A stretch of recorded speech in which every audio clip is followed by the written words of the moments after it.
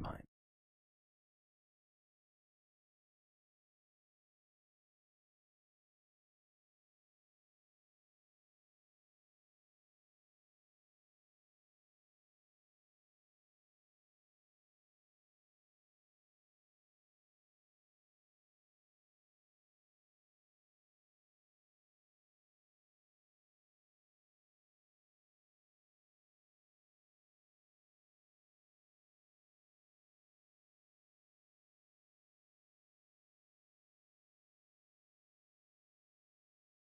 Andreessen is a software engineer and an investor in technology companies. He co-founded and developed Mosaic, which was one of the first widely used web browsers. He also co-founded and developed Netscape, which was one of the earliest widespread used web browsers. And he co-founded and is a general partner at Andreessen Horowitz, one of the most successful Silicon Valley venture capital firms. All of that is to say that Marc Andreessen is one of the most successful innovators and investors ever. I was extremely excited to record this episode with Marc for several reasons. First of all, he himself is an incredible innovator. Second of all, he has an uncanny ability to spot the innovators of the future. And third, Marc has shown over and over again the ability to understand how technologies not yet even developed are going to impact the way that humans interact at large. Our conversation starts off by discussing what makes for an exceptional innovator, as well as what sorts of environmental conditions make for exceptional innovation and creativity more generally. In that context, we talk about risk-taking, not just in terms of risk-taking in one's profession, but about how some people, not all, but how some people who are risk-takers and innovators in the context of their work also seem to take a lot of risks in their personal life and some of the consequences that can bring. Then we discuss some of the most transformative technologies that are now emerging, such as novel approaches to developing clean energy, as well as AI, or artificial intelligence. With respect to AI, Marc shares his views as to why AI is likely to greatly improve human experience. And we discuss the multiple roles that AI is very likely to have in all of our lives in the near future. Marc explains how not too long from now, all of us are very likely to have AI assistants. For instance, assistants that give us highly informed health advice, highly informed psychological advice. Indeed, it is very likely that all of us will soon have AI assistants that govern most, if not all, of our daily decisions. And Marc explains how, if done correctly, this can be a tremendously positive addition to our life. In doing so, Marc provides a stark counter-argument for those that argue that AI is going to diminish human experience. So if you're hearing about and or concerned about the ways that AI is likely to destroy us, today you are going to hear about the many different ways that AI technologies now in development are likely to enhance our human experience at every level. What you'll soon find is that while today's discussion does center around technology and technology development, it is really a discussion about human beings and human psychology. So whether you have an interest in technology development and or AI, I'm certain that you'll find today's discussion to be an important and highly lucid view into what will soon be the future that we all live in. Before we begin, I'd like to emphasize that this podcast is separate from my teaching and research roles at Stanford. It is, however, part of my desire and effort to bring zero cost to consumer information about science and science-related tools to the general public. In keeping with that theme, I'd like to thank the sponsors of today's podcast. Our first sponsor is Element. Element is an electrolyte drink that has everything you need and nothing you don't. That means plenty of the electrolytes, sodium, magnesium, and potassium in the correct ratios, but no sugar. The electrolytes and hydration are absolutely key for mental health, physical health, and performance. Even a slight degree of dehydration can impair our ability to think, our energy levels, and our physical performance. Element makes it very easy to achieve proper hydration, and it does so by including the three electrolytes in the exact ratios they need to be present. I drink Element first thing in the morning when I wake up. I usually mix it with about 16 to 32 ounces of water. If I'm exercising, I'll drink one while I'm exercising, and I tend to drink one after exercising as well. Now, many people are scared off by the idea of ingesting sodium because obviously we don't want to consume sodium in excess. However, for people that have normal blood pressure, and especially for people that are consuming very clean diets, that is, consuming not so many processed foods or highly processed foods, oftentimes we are not getting enough sodium, magnesium, and potassium, and we can suffer as a consequence. And with Element, simply by mixing in water, it tastes delicious. It's very easy to get that proper hydration. If you'd like to try it with cooling or enough, drop by. And 8 Marc and innovation for having what time in Angela. I was like, which is one of the big 5. which is basically just like flat out open to new ideas. And of course, the nature of trade openness means you're not just open to new ideas in one category, you're open to many different kinds of new ideas. And so we might talk about the fact that a lot of innovators also are very creative people in other aspects of their lives, right, even outside of their specific creative domain. So that's important, but of course, just being open is not sufficient, because if you're just open, you can just be curious and explore, right, and spend your entire life reading and doing, talking to people and never actually create something. So you also need a couple other things. You need a high level of conscientiousness, which is another one of the big five. You need somebody who's really willing to apply themselves. In our world, typically over many years, they typically work very hard. That often gets obscured because the stories that end up getting told about these people are, it's like, there's this kid who just had this idea, and it was like a sort of genius, and it was like a moment in time, and it's just like, oh, he's so lucky. And it's like, no, like for most of these people, it's years and years and years of applied. Oh, that's an unfortunate pull. Bad flash. It's all good. Specific thing for a long time. And of course, this is why there aren't very many of these people. There aren't many people who are high in openness and high in conscientiousness, because to a certain extent they're opposed, right, traits, and so you need somebody who has both of those. Third is you need somebody high in disagreeableness, which is the third of the big five. So you need somebody who's just like basically ornery, right? Because if they're not ornery, then they'll be talked out of their ideas by people who will be like, oh, well, because the reaction most people have to their ideas is, oh, that's dumb. And so somebody who's too agreeable will be easily dissuaded to not pursue, not pulling the thread anymore. So you need somebody highly disagreeable. Again, the nature of disagreeableness is they tend to be disagreeable about everything. So they tend to be these very sort of iconoclastic, kind of renegade characters. And then there's just a table stakes component because they just also need to be high. They just need to be really smart. It's hard to innovate in any category if you can't synthesize large amounts of information quickly. And so those are four basically high spikes, very weird traits that basically have to come together. You could probably also say they probably at some point need to be relatively low in neuroticism, which is another big five, because if they're too neurotic, they probably can't handle the stress. Right? So it's kind of this dial in there, and then of course if you're into like this the sort of science of the big five, basically these are all people who are on like the far outlying kind of point on normal distribution across all these traits, and then that just gets you to I think the sort of hardest topic of all around this whole concept, which is just there are very few of these people. Do you think they're born with these traits? Yeah, well, so they're born with the traits, and then of course the traits are not, genetics are not destiny, so the traits are not deterministic in the sense of that, just because they have those personality traits doesn't mean they're going to deliver great creativity, but like they need to have those properties, because otherwise they're just not either going to be able to do the work or they're not going to enjoy it, right? I mean, look, a lot of these people are highly capable, competent people. It's very easy for them to get like high-paying jobs in traditional institutions and get lots of traditional awards and end up with big paychecks, and there's a lot of people at big institutions. Oh, my W. Where people get paid a lot of money. I didn't have my W cool down because I Because put all the points in Q. Administrators. A lot of them end up in administrative jobs. And Put it in it's fine. W. It's good. The world needs that. Doesn't even give me the innovators can't cooldown. run everything because the rate of change would be too high. Society, I think, probably wouldn't be able to handle it. So you need some people who are on the other side who are going to kind of keep the lights on, keep things running. But there is this decision that people have to make, which is, okay, if I have the sort of latent capability to do this, is this actually what I want to spend my life doing? And do I want to go through the stress and pain and the trauma, right, and the anxiety, right, and the risk of failure, right? And so do I really want to? Once in a while, you run into somebody who just like can't do it any other way, like they just have to. Who's an example of that? I mean, Elon's the Paramount example of our time, and I bring him up in part because he's such an obvious example, but in part because he's talked about this in interviews where he basically says he's like I can't turn it off, like the ideas come, I have to pursue them, right? It's why he's like running 5 companies at the same time and like working on 6, right? It's just like he can't turn it off. Look, there's a lot of other people who are probably have the capability to do it, who ended up talking themselves into or whatever events conspired to put them in a position where they did something else.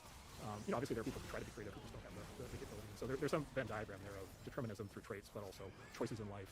And then also, of course, the situation in which they're born, the context in which they grow up, culture, right, what their parents expect of them, and so forth. And so you have to, you kind of get all the way through this. You have to thread all these things at the same time. Do you think there are folks out there that meet these criteria who are disagreeable but that can feign agreeableness? They can. For those just listening, Mark just raised his right hand. In other words, that can sort of phrase that comes to mind, maybe because I can relate to a little bit. They sneak up through the system, meaning they behave ethically as it relates to the requirements of the system. They're not breaking laws or breaking rules. In fact, quite the opposite. They're paying attention to the rules and following the rules until they get to a place where being disagreeable feels less threatening to their overall sense of security. I mean, look, the really highly competent people don't have to break laws, right? Like there was this myth, that sort of happened around the movie The Godfather, and then there was this character Meyer Lansky, who's like ran basically the mafia, 50, 60, 70 years ago, and there was a great line of like, well, if Meyer Lansky had only like applied himself for any General Motors, he would have been the best CEO of all time. It's like, no, not really, right? Like the people who are like great at running big companies, they don't have to be mob bosses, they don't have to like break laws. They can work. They're smart and sophisticated enough to be able to work inside the system. They don't need to take it easy out. So I don't think there's any implication that they have to break laws. That said, they have to break norms, right? And specifically the thing, this is probably the thing that gets missed the most, because the process of innovating, the process of creating something new, like once it works, like the stories get retconned, as they say in comic books. So the stories get adapted to where it's like it was inevitable all along. Everybody always knew that this was a good idea. The person has won all these awards. Society embraced them. And it's invariably, if you were with them when they were actually doing the work, or if you actually get a couple drinks into them and talk about it, they're like, no, that's not how it happened at all. They faced a wall of skepticism, just like a wall of basically social denial. No, this is not going to work. No, I'm not going to join your lab. No, I'm not going to come work for your company. no, I'm not going to buy your product, right? No, I'm not going to meet with you. And so they get just like tremendous social resistance. So they're not getting positive feedback from their social network the way that more agreeable people need to have, right? And this is why agreeableness is a problem for innovation. If you're agreeable, you're going to listen to people around you. They're going to tell you that new ideas are stupid, right? End of story. You're not going to proceed. And so I would put it more on like they need to be able to deal with social discomfort to the level of ostracism, or at some point they're going to get shaken out and they're just going to quit. Do you think that people that meet these criteria do best by banding with others that meet these criteria early? Or is it important that they form this deep sense of self, like the ability to cry oneself to sleep at night, or lie in the fetal position worrying that things aren't going to work out and then still get up the next morning and get right back out there? So Sean Parker has the best line, by the way, on this. He says, being an entrepreneur, being a creator is like getting punched in the face like over and over again. So eventually you start to like the taste of your own blood. And I love that line because it makes everybody like massively uncomfortable, right? But it gives you a sense of like how basically painful the process is. If you talk to any entrepreneur, who's been through it about that, they're like, oh yeah, that's exactly what it's like. So there is a big individual component to it. But look, it can be very lonely, right? And especially very hard, I think, to do this if nobody around you is trying to do anything even remotely similar, right? And if you're getting just universally negative responses, like very few people, I think, very few people have egos right now. I've that for years. So I do think there's a huge advantage, and that's why you do some clusters. There's a huge advantage to clustering, right? And so you have, and throughout history, you've had this clustering effect, right? You have clustering of the great artists and sculptors in Renaissance Florence. You have the clustering of philosophers of Greece. You have the clustering of tech people in Silicon Valley. You have clustering of creative movie people in Los Angeles, right? And so forth and so on. There's always a seed, right? There's always like a nexus and a place where people come together, for these kinds of things. So generally speaking, like if somebody wants to work in tech and innovate in tech, they're going to be much better off being around a lot of people who are trying to do that kind of thing than they are in a place where nobody else is doing it. Having said that, the clustering can have downsides. It can have side effects, and you put any group of people together, and you do start to get groupthink, even among people who are individually very disagreeable.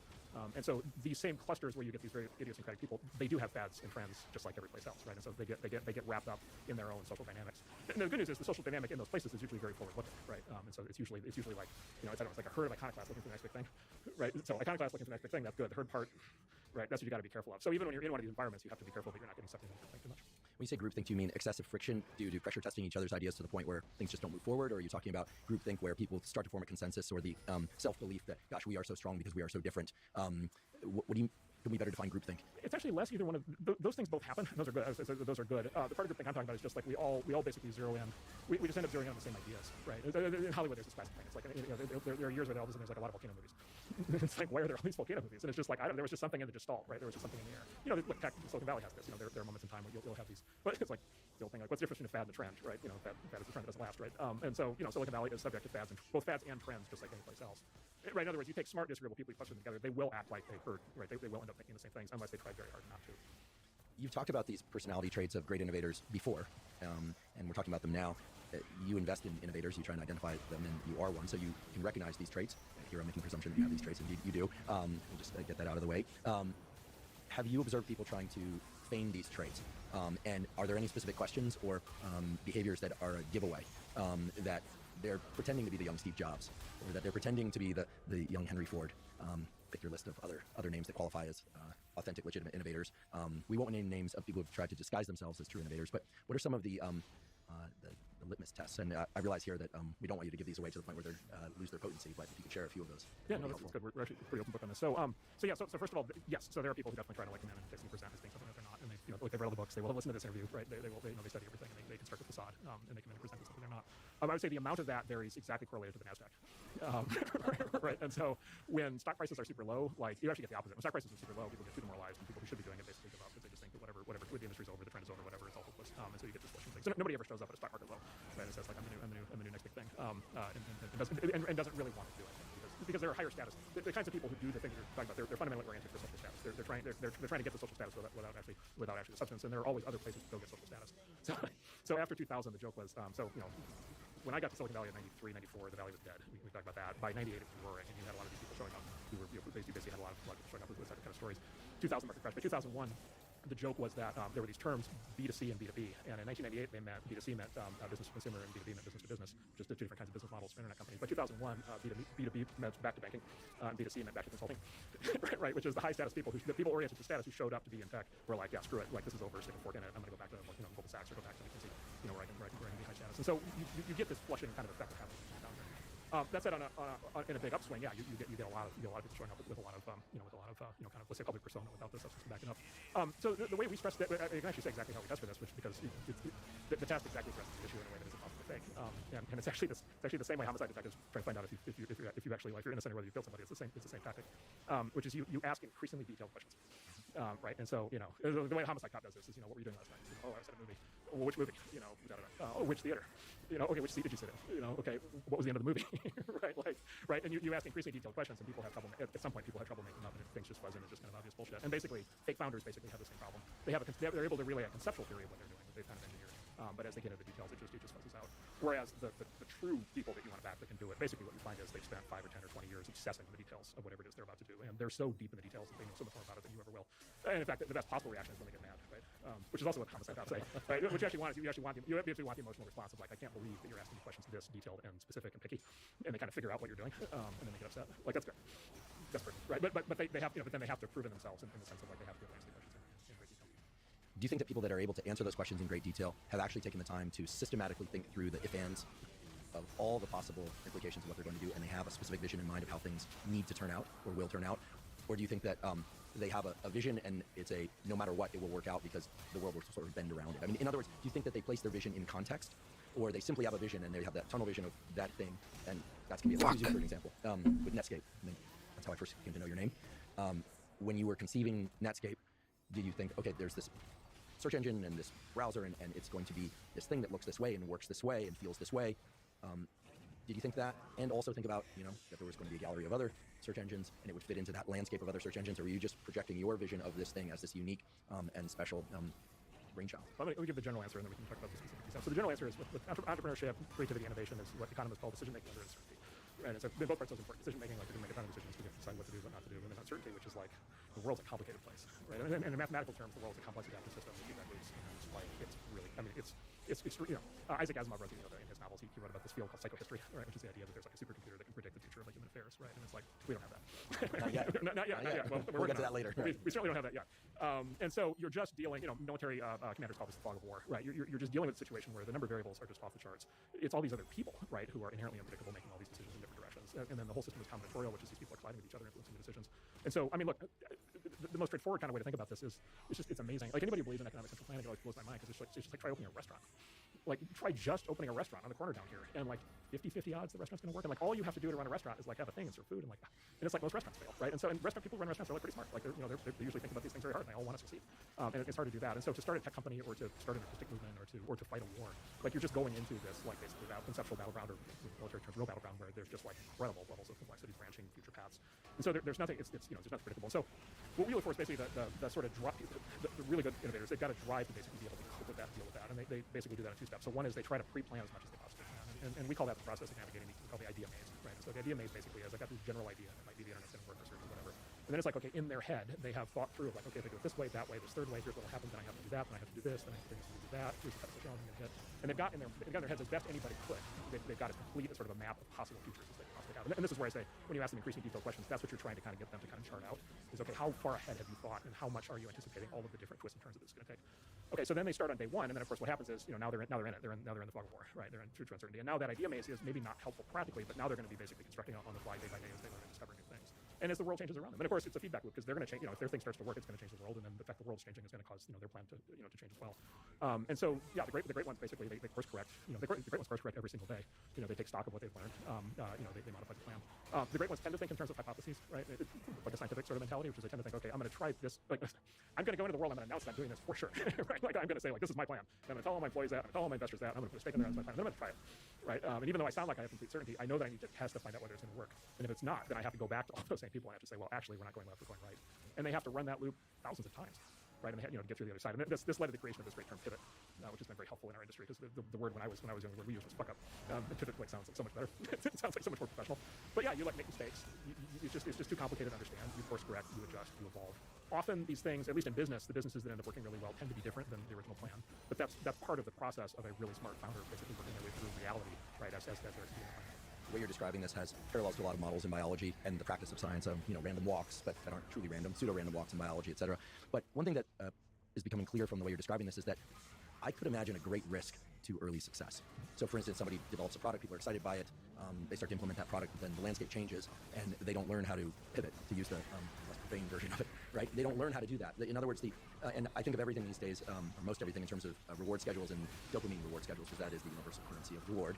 And so when you talk about the Sean Parker quote of learning to enjoy the taste of one's own blood, that is very different than learning to enjoy the taste of success, right? It's about internalizing success as a process of being self-determined and less agreeable, et cetera. In other words, building up of those 5 traits becomes the source of dopamine, perhaps, in a way that's highly adaptive. So on the outside, we just see the product, the end product, the iPhone, the MacBook, the Netscape, et cetera. But I have to presume, and I'm not a psychologist, but I have done neurophysiology, and I've studied the dopamine system enough to know that what's being rewarded in the context of what you're describing sounds to be a reinforcement of those 5 traits, rather than, oh, it's going to be this particular product, or the company's going to look this way, or the logo is going to be this or that. That all seems like the peripheral to what's really going on. That great innovators are really in the process of establishing neural circuitry that is all about reinforcing the me and the process of being me. Yeah, so this goes to, this is like extrinsic versus intrinsic motivation. So the Steve Jobs kind of Zen version of this, right, or the sort of hippie version of this was the journey is the reward, right? And he always told his employees that. It's like, everybody thinks in terms of these big public markers, like the stock price or the IPO or the product launch or whatever. It's actually the process itself is the point, right?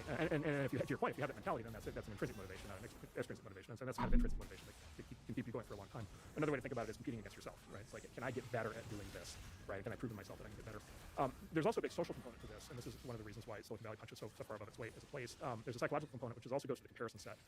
So a phenomenon that we've observed over time is the leading tech company in any city will aspire to be as large as the previous leading tech company in that city, but often not larger, right? Because they sort of have a model of success, and as long as they beat that level of success, they kind of check the box, like they've made it, and then but then in contrast, you're in Silicon Valley, and you look around, and it's just like Facebook and Cisco and Oracle and Hewlett Packard and Gladiators. Yeah, and you're just like looking at these giants, and many of them are still Mark Zuckerberg still going to work every day, and like I know friends, like and so like these people are like the role models are like alive, right? They're like right there, right? And it's so clear like how much better they are and how much bigger their accomplishments are. And so what we find is young founders in that environment have much greater aspirations. Because they just, again, maybe at that point, maybe it's the social status, maybe there's an extrinsic component to that, but or maybe it helps calibrate that internal system to basically say, actually, no, the opportunity here is not to build a local, what we call local maximum form of success, but let's build a global maximum form of success, which is something as big as we possibly can. Ultimately, the great ones are probably driven more internally than externally when it comes down to it, and that is where you get this phenomenon where you get people who are extremely successful, extremely wealthy, who very easily can punch out and move to Fiji and just call it, and they're still working 16-hour days, right? And so obviously something explains that, but it has nothing to do with external work, and I think that's internal. As many of you know, I've been taking AG1 daily since 2012, so I'm delighted that they're sponsoring the podcast. AG1 is a vitamin mineral probiotic drink that's designed to meet all of your foundational nutrition needs. Now, of course, I try to get enough servings of vitamins and minerals through whole food sources that include vegetables and fruits every day, but oftentimes I simply can't get enough servings. But with AG1, I'm sure to get enough vitamins and minerals and the probiotics that I need, and it also contains adaptogens to help buffer stress. Simply put, I always feel better when I take AG1. I have more focus and energy, and I sleep better, and it also happens to taste great. For all these reasons, whenever I'm asked, if you could take just one supplement, what would it be? I answer AG1. If you'd like to try AG1, go to drinkag1.com/Huberman to claim a special offer. They'll give you 5 free travel packs plus a year's supply of vitamin D3K2. Again, that's drinkag1.com/Huberman. I've heard you talk a lot about the inner landscape, the inner psychology of these folks, and I appreciate that we're going even deeper into that today. And we will talk about the landscape around whether or not Silicon Valley or New York, whether or not there are specific cities that are ideal for certain types of pursuits. I think there was an article written by Paul Graham some years ago about the conversations that you overhear in a city will tell you everything you need to know about whether or not you belong there in terms of your professional pursuits. Some of that's changed over time, and now we should probably add Austin to the mix because it was written some time ago. In any event, I want to return to that, but I want to focus on an aspect of this intrinsic versus extrinsic motivators in terms of something that's a bit more cryptic, which is one's personal relationships. If I think about the catalog of innovators in Silicon Valley, some of them, like Steve Jobs, had complicated personal lives, romantic personal lives early on, and it sounds like he worked it out. I don't know. I wasn't their couples therapist, but he when he died, he was in a marriage that, for all the world, seemed like a happy marriage. You also have examples of innovators who have had many partners, many children with other partners. Elon comes to mind. I don't think I'm disclosing anything that isn't already obvious. Those could have been happy relationships and just had many of them.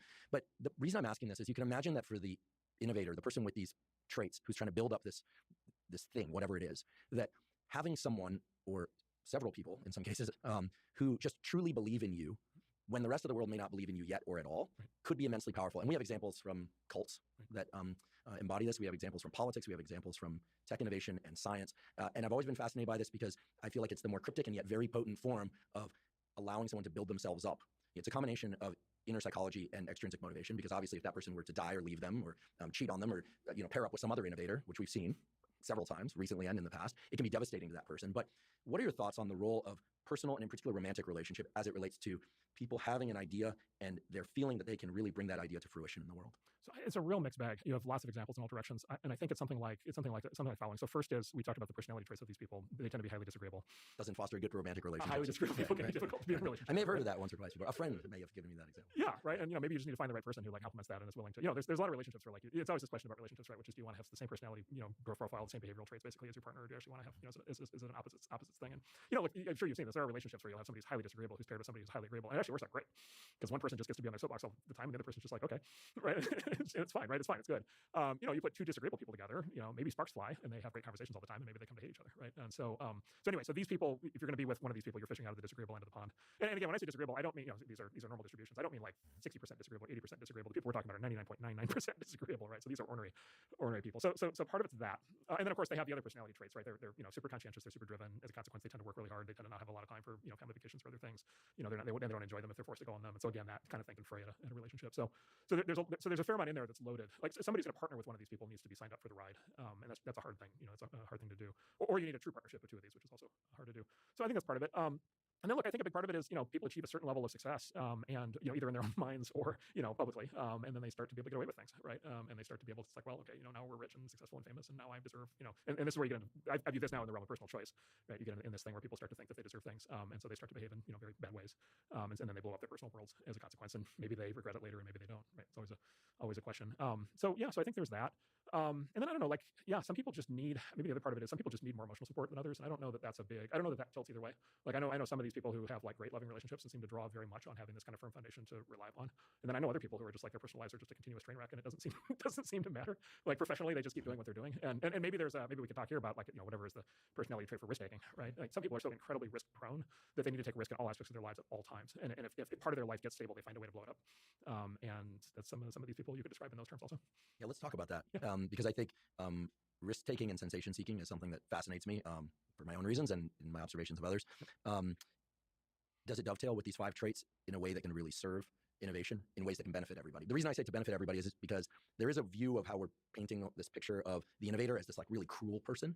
But oftentimes what we're talking about are innovations that make the world far better for billions of people. Yeah, that's right.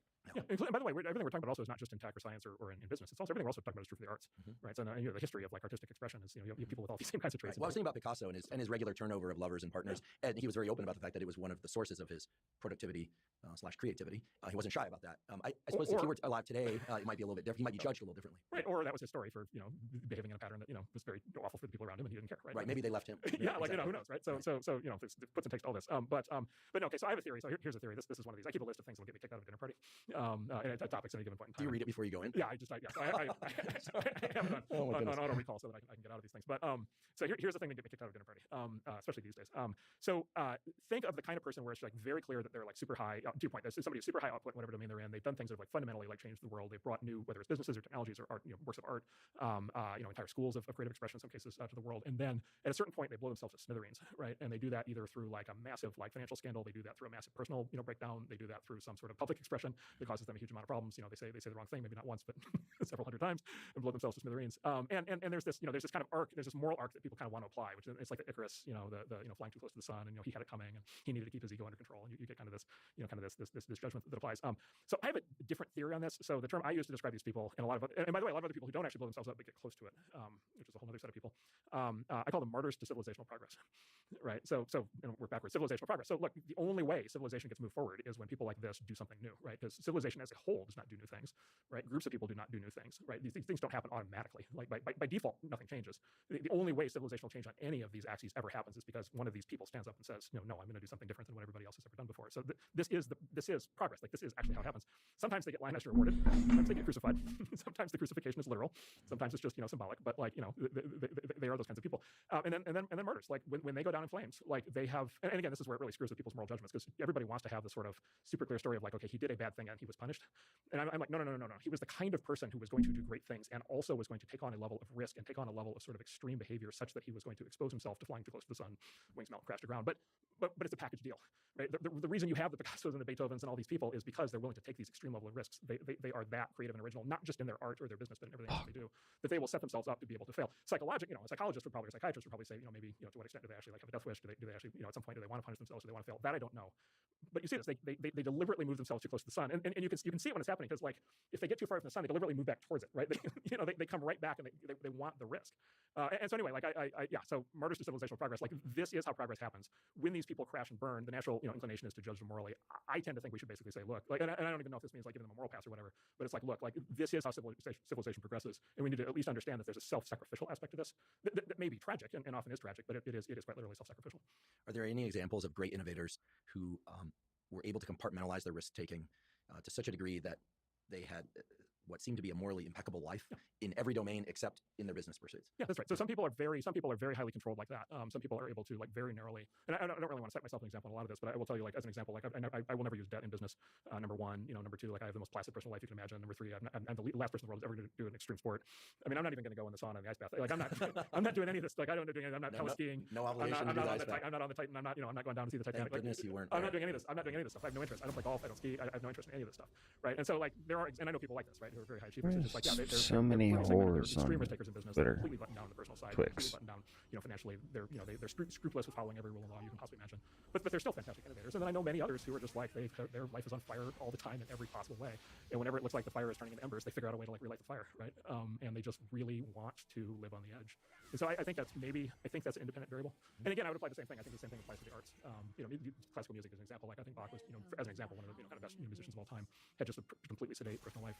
Never had any aberrant behavior at all in his personal life. Family man, tons of kids. Apparently, pillar of the community, right? And so like if Bach could be Bach and yet not like burn his way through 300 mistresses or whatever, maybe you can too. So in thinking about these two different categories of innovators, those that take on tremendous risk in all domains of their life and those that take on tremendous risk in a very compartmentalized way, I don't know what the percentages are, but I have to wonder if in this modern age of the public being far less forgivable, what I'm referring to is cancel culture, do you think that we are limiting the number of innovations in total, like by just simply frightening or eliminating an enormous category of innovators because they don't have the confidence or the means or the strategies in place to regulate, so they're just either bowing out or if they're getting crossed off, they're getting canceled one by one? So do you think the public is less tolerant than it used to be, or more tolerant?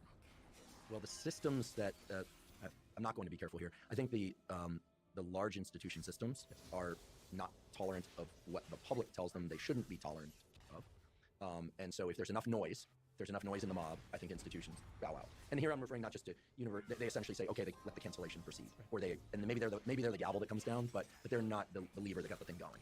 And so I'm not just thinking about universities, I'm also thinking about advertisers. I'm thinking about the big movie houses that cancel a film that a given actor might be in because they had something in their personal life that's still getting worked out. I'm thinking about people who are in a legal process that's not yet resolved, but the public has decided they're a bad person, etc. My question is, are we really talking about the public? I agree with your question, and I'm going to come back to it, but I'm going to examine one part of your question, which is this really the public we're talking about? And I would just say Exhibit A is who is the current frontrunner for the Republican nomination today. The public, at least on one side of the political aisle, seems very on board, right? Number two, like, look, there's a certain musician who, flew too close to the sun, blew himself to smithereens. He's still hitting all-time highs on music streams every month. The public seems fine. Like, I think the public might, I would argue the public is actually more open to these things than it actually maybe ever has been. We could talk about why that's the case. I think it's a differentiation. This is what your question was aiming at, but it's a differentiation between the public and the elites. And so my view is everything that you just described as an elite phenomenon, and actually the public is very much not on board with it. Interesting. And so what's actually happening is the division. What's happening is the public and the elites gap out. The public is more forgiving of what previously might have been considered kind of aberrant extreme behavior. Right? Scott Fitzgerald, there are no second acts in American lives. It turns out completely wrong. It turns out there's second acts, third acts, fourth acts. Apparently, you can have a limited number of acts. The public is actually up for it. Yeah, I mean, I think of somebody like Mike Tyson, right? I feel like he's his life exemplifies everything that's amazing and great and also terrible about America. If we took Mike Tyson to dinner tonight at any restaurant anywhere in the United States, what would happen? He would be loved. Oh, he would be like, the outpouring of enthusiasm and passion and love would be incredible. Like, it would be unbelievable. This is a great example. Like, it's just like, and again, I'm not even going to draw, I'm not even going to say I agree with that or disagree with that. It's just like, I think we all intuitively know that the public is just like 100%, like, absolutely. Like, he's a legend. Like, he's a legend. He's a living legend. Love Mike. He's like a cultural touchstone. Absolutely. And you see it when he shows up in movies, right? I remember the big breakthrough I figured this out with respect to him, because I don't really follow sports, but when he showed up in it was that first Hangover movie, and he shows up, and then, I was in a theater, and like, the audience just goes bananas crazy. They're so excited to see him. Yeah, he evokes delight. I always say that Mike Tyson is the only person I'm aware of that can wear a shirt with his own name on it, and it somehow doesn't seem wrong. In fact, it just kind of makes you like him more. Yeah. His ego feels very contoured in a way that he knows who he is and who he was, and yet there's a humbleness woven in, maybe as a consequence of all that he's been through. I don't know. But yeah, people love Mike. Public loves him. Now, exactly. Now, if he shows up to lecture at Harvard, right? Like, I think you're probably going to get a different reaction. I don't know. Well, I don't know. Well, I mean, David Simon, the guy who wrote The Wire, gave a talk at Harvard, and it sounded to me, based on his report of that, which is very interesting, in fact, that people adore people who are connected to everybody in that way. Like, I feel like everybody loves Mike from above his status, the sides, below his status. He's just sort of, he occupies this halo of love and adoration. Okay, all right. Yeah, and then look, the other side of this is the elites, and you kind of alluded to this with the institutions. So basically, it's like the people who are like at least nominally in charge or feel like they should be in charge. Yeah, I want to make sure we define elite. So you're not necessarily talking about people who are wealthy. You're talking about people who have authority within institutions. So the ultimate definition of an elite is who can get who fired. Right, like that's the ultimate test. Who can get who fired, boycotted, blacklisted, ostracized? Like when push prosecuted, jailed. Like when push comes to shove, right? I think that's always the question: who can destroy his career? And of course, you'll notice that is heavily asymmetric when these fights play out. Like there's very clear which side can get the other side fired, which side can't. And so yeah, so look, I think we live in a period of time where the elites have gotten to the extreme in a number of dimensions, and it's characterized by for sure extreme groupthink, extreme sanctimony, extreme moral, let's say judgment, extreme this weird sort of modern Puritanism, and then an extreme sort of morality of like punishment and terror against their perceived enemies. But I want to go through that because I actually think it's a very different phenomenon. I think what's happening is very different than the population at large. And then, of course, I think there's a feedback loop in there, which is I think the population at large is not on board with that program, right? I think the elites are aware that the population is not on board with that program. I think they judge the population negatively as a consequence. That causes the elites to harden their own positions. That causes them to be even more alienating to the population. So they're in sort of an oppositional negative feedback loop. And yeah, it's going to be, but again, it's a sort of question, okay, who can get who fired? And so, elites are really good at getting like normal people fired, ostracized, banned, hit pieces in the press, like whenever. For normal people to get elites fired, they have to really like band together, right, and really mount a serious challenge, which mostly doesn't happen, but might be starting to happen in some cases. Do you think this power of the elites over stemmed from social media sort of going against its original purpose? I mean, when you think social media, you think you're giving each and every person their own little reality TV show, their own voice, and yet we've seen a dramatic uptick in the number of cancellations and firings related to immoral behavior based on things that were either done or amplified on social media. It's almost as if the public is holding the wrong end of the knife. Yeah. So the way to describe it, so I use these two terms, and they're somewhat interchangeable. They're elites and institutions, and then they're somewhat interchangeable because who runs the institutions? The elites, right? So it's a sort of a self-reinforcing thing. Institutions of all kinds. Institutions, everything from government, bureaucracies, companies, nonprofits, foundations, NGOs, tech companies, on and on. Like people who are in charge of big complexes and that carry a lot of basically power and influence and capability and money as a consequence of their positional authority, right? So the head of a giant foundation may never have done anything in their life. They have a person, but they're in charge of this multi-billion-dollar complex and have all the power of the results. So that's just to define terms, the elites institutions. So it's actually interesting. Gallup has been doing polls on the following on the question of trust in institutions, which is sort of a different proxy for trust in elites, basically since the early 1970s.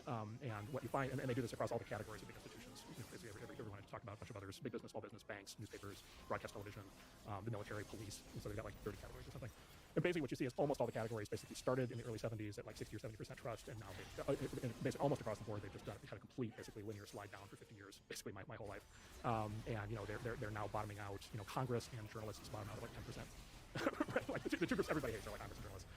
And then it's like a lot of other big institutions are like in their 20s, 30s, 40s. Actually, big business actually scores fairly high. Tech actually scores quite high. The military scores quite high. But basically everything else is really kicking in. So this is sort of my fundamental challenge to everybody who basically says, and you didn't do this, but you'll hear this, the simple form of this, which is social media caused the current trouble. And let's call this an example. Collapse in faith in institutions and elites. Let's call that part of the current trouble. Everybody's like, well, social media caused that. I was like, well, no, social media is new, right? In the last, social media is effectively new, practically speaking, since 2010, 2012 is when it really took off. And so if the trend started in the early 1970s, right, and it's been continuous, then we're dealing with something broader. And Martin Gurry wrote, I think, the best book on this called Revolt Republic, where he goes through this in detail. And he does say that social media had a lot to do with what's happening last decade. He says, if you go back, you look further, it was basically two things coinciding.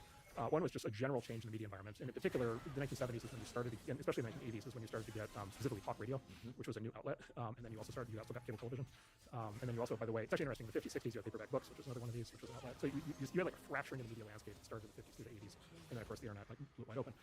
Having said that, if the elites and the institutions were fantastic, you would know it more than ever.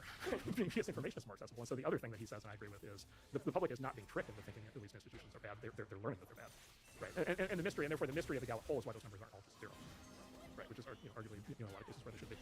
I think one reason that. Oh, and by the way, he thinks this is bad. So he and I have a different view. So here's where he and I disagree. He thinks this is bad. So he basically says you can't replace elites with nothing. You can't replace institutions with nothing. Because what you're just left with is just going to be wreckage. You're left with a completely, basically, atomized, out of control society that has no ability to marshal, any sort of activity in any direction. It's just going to be a dog-eat-dog awful in the world. I have a very different view on that, which we can talk about. Yeah, I'd love to hear your views on that. Yeah. I'd like to take a quick break and acknowledge our sponsor, Inside Tracker. Inside Tracker is a personalized nutrition platform that analyzes data from your blood and DNA to help you better understand your body and help you meet your health goals. I'm a big believer in getting regular blood work done for the simple reason that many of the factors that impact your immediate and long-term health can only be analyzed from a quality blood test. However, there's a lot of blood tests out there. You get information back about blood lipids, about hormones, and so on, but you don't know what to do with that information. With Inside Tracker, they have a personalized platform that makes it very easy to understand your data, that is, to understand what those lipids, what those hormone levels, et cetera, mean, and behavioral, supplement, nutrition, and other protocols to adjust those numbers to bring them into the ranges that are ideal for your immediate and long-term health. Inside Tracker's ultimate plan now includes measures of both ApoB and of insulin, which are key indicators of cardiovascular health and energy regulation. If you'd like to try Inside Tracker, you can visit insidetracker.com/Huberman to get 20% off any of Inside Tracker's plans. Again, that's insidetracker.com/Huberman to get 20% off. The quick question I was going to ask before we go there is, I think that one reason that I and many other people sort of reflexively assume that social media caused the demise of our faith in institutions is, well, first of all, I wasn't aware of this lack of correlation between the decline in faith in institutions and the rise of social media. But secondarily, that we've seen some movements that have essentially rooted themselves in tweets, in comments, in posts that get amplified. And those tweets and comments and posts come from everyday people. In fact, I can't name one person who initiated a given cancellation or movement because it was the sort of dogpiling or mob adding on to some person that was essentially anonymous. So I think that for many of us, we have the bottom, to use neuroscience language, is sort of a bottom-up kind of perspective. Oh, someone sees something in their daily life or experiences something in their daily life, and they tweet about it, or they comment about it, or they post about it, and then enough people dogpile on the accused that it picks up force, and then the elites feel compelled, obligated to cancel somebody. That tends to be the narrative. And so I think the logical conclusion is, social media allows for this to happen, whereas normally someone would just be standing on the corner shouting or calling lawyers that don't have faith in them. And, you get the Aaron Brockovich model of that turns into a movie, but that's a rare case of this lone woman who's got this idea in mind about how big institution is doing wrong, or somebody is doing wrong in the world, and then can leverage big institutions, But the way that you describe it is that the elites are leading this this shift. So what is the role of the public in it? I mean, just to give it a concrete example, if, for instance, no one tweeted or commented on Me Too, or no one tweeted or commented about some ill behavior of some, university faculty member or business person, would the elite have come down on them anyway? Oh, yeah. So what's happening? So, based on what I've seen over the years, there is so much astroturfing right now. there are entire categories of people who are paid to do this. Some of them we call journalists. Some of them we call activists. Some of them we call NGO, nonprofit. Some of them we call university professors. Some of them we call grad students. Like whatever, they're paid to do this. I don't know if you've ever looked into the misinformation industrial complex. There's this whole universe of basically these funded groups that basically do quote unquote misinformation, and they're constantly mounting these kinds of attacks. They're constantly trying to gin up this kind of basically panic to cause somebody to get fired. So it's not grassroots. No, it's the opposite of grassroots. No, almost always when you trace these things back, it was a journalist, it was an activist, it was a public figure of some kind. These are entrepreneurs. These are entrepreneurs in a sort of a weird way. Like they're basically they're paid their job, mission, calling. It's all wrapped up together. Like they're true believers, but they're also being paid to do it. And there's a giant funding. There's a very large funding complex for this coming from certain high-profile people who put huge amounts of money into this. Is this well known? Yes. Well, so it is in my world. So this is what the social media companies have been on the receiving end of for the last decade. It's basically a political media activism complex with very deep pockets behind it, and you've got people who literally people who sit all day and watch the TV network on the other side or watch the Twitter feeds on the other side, and they basically wait. It's like every politician. This has been the case for a long time now. Every politician who goes out and gives stump speeches, you'll see there's always somebody in the crowd with a camcorder who are now with a phone recording them, and that's somebody from the other campaign who's paid somebody to just be there and record every single thing the politician says, so that when Mitt Romney says whatever the 47% thing they got it on tape, and then they clip it and they try to make it viral. So this stuff is, and again, look, these people believe what they're doing. I'm not saying it's even dishonest. Like these people believe what they're doing. They think they're fighting a holy war. They think they're protecting democracy. They think they're protecting civilization. They think they're protecting whatever it is they protect. But they know how to use the tools. So they know how to try to gin up the outrage. And then, by the way, sometimes it works in social cascade. Sometimes it works. Sometimes it doesn't. Sometimes they cascade. Sometimes they don't. But if you follow these people on Twitter, this is what they do every day. They're constantly trying to light this fire. Right. I assumed that it was really bottom up, but it sounds like it's sort of a mid-level, and then it captures the elites, and then it takes on a life of its own. By the way, it also intersects with the trust and safety groups at the social media firms, right, who are responsible for figuring out who gets promoted, who gets banned right across this. And you'll notice one large social media company has recently changed hands and has implemented a different kind of trust and safety. And all of a sudden, a different kind of boycott movement has all of a sudden started to work that wasn't working before that, and another kind of boycott movement is not working as well anymore. And so there's for sure there's an intermediation happening. Like look, the stuff that's happening in the world today is being intermediated through social media, because social media is the defining media of our time. But there are people who know how to do this and do this for a living. So no, I very much view this as I view very much the cancellation wave, like this whole thing. It's an elite phenomenon, and when it appears to be a grassroots thing, it's either grassroots among the elites, which is possible because there's fairly large number of people who are signed up for that crusade. But there's also a lot of astroturfing that's taking place inside that. The question is, okay, at what point does the population at large get pulled into this? And maybe there are movements at certain points in time where they do get pulled in, and then maybe later they get disillusioned, and so then there's some question there. And then there's another question of like, well, if the population at large is going to decide what these movements are they going to be the same movements as the elites want? And how are the elites going to react when the population actually fully expresses itself? Right. And so like I said, there's a feedback loop between these, where the more extreme the elites get, they kind of push the population to more extreme views on the other side, and vice versa. So it ping-pongs back and forth. So Yeah, this is our world. Yeah, this explains a lot. Yeah. I want to make sure that By the way, Mike Schellenberger, Matt Taibbi, a bunch of these guys have done a lot of work. If you just look at what's called the misinformation industrial complex, you'll find a network of money and power that is really quite amazing. I've seen more and more Schellenberger showing up. Right? And he's on this stuff. He and Taibbi, they're literally just like collecting money. It's just like it's very clear how the money flows, including like a remarkable amount of money out of the government, which is of course quite in theory very concerning. The government should not be funding programs that take away people's constitutional rights, and yet somehow that is what's been happening. Very interesting. Yes. I want to make sure that I hear your ideas about why the decline in confidence in institutions and is not necessarily problematic. Is this going to be a total destruction, burning down of the forest that will lead to new life? Is that your view? Yeah. Well, so this is the thing, and look, there's a question here. There's a couple questions in here, which is like how bad is it really? Like how bad are they? Right. And I think they're pretty bad. A lot of them are pretty actually bad. And so that's one big question. And then the other question is like, okay, if an institution has gone bad or a group of elites have gone bad, like is this wonderful word reform, right? Can they be reformed? Everybody always wants to reform everything, and yet somehow like nothing ever gets reformed, right? And so people are trying to reform housing policy in the area for decades, and we're building fewer houses than ever before. So somehow reform movements seem to lead to more bad stuff. But anyway, yeah. So if you have an existing institution, can it be reformed? Can it be fixed from the inside? Like what's happening in universities. Like there's a lot of professors at Stanford, as an example, who very much think that they can fix Stanford. Like I don't know what you think. It doesn't seem like it's going in productive directions right now. Well, I mean, there are many things about Stanford that function extremely well. It's a big institution. It's certainly got its issues like any other place. They're also my employer. Mark's giving me some interesting looks. He wants me to get a little more vocal here. No, you don't. Oh, no. I mean, I think that. Yeah, I mean, one of the things about being a researcher at a big institution like Stanford is, well, first of all, it meets the criteria that you described before. You look to the left, you look to the right, or anywhere above or below you, and you have excellence, right? I mean, I've got a Nobel Prize winner below me whose daddy also won a Nobel Prize, and his scientific offspring is likely to win. I mean, it inspires you to do bigger things than one ordinarily would, no matter what. So there's that, and that's great, and that persists. There's all the bureaucratic red tape about trying to get things done and how to implement decisions is very hard, and there are a lot of reasons for that. And then, of course, there are the things that many people are aware of.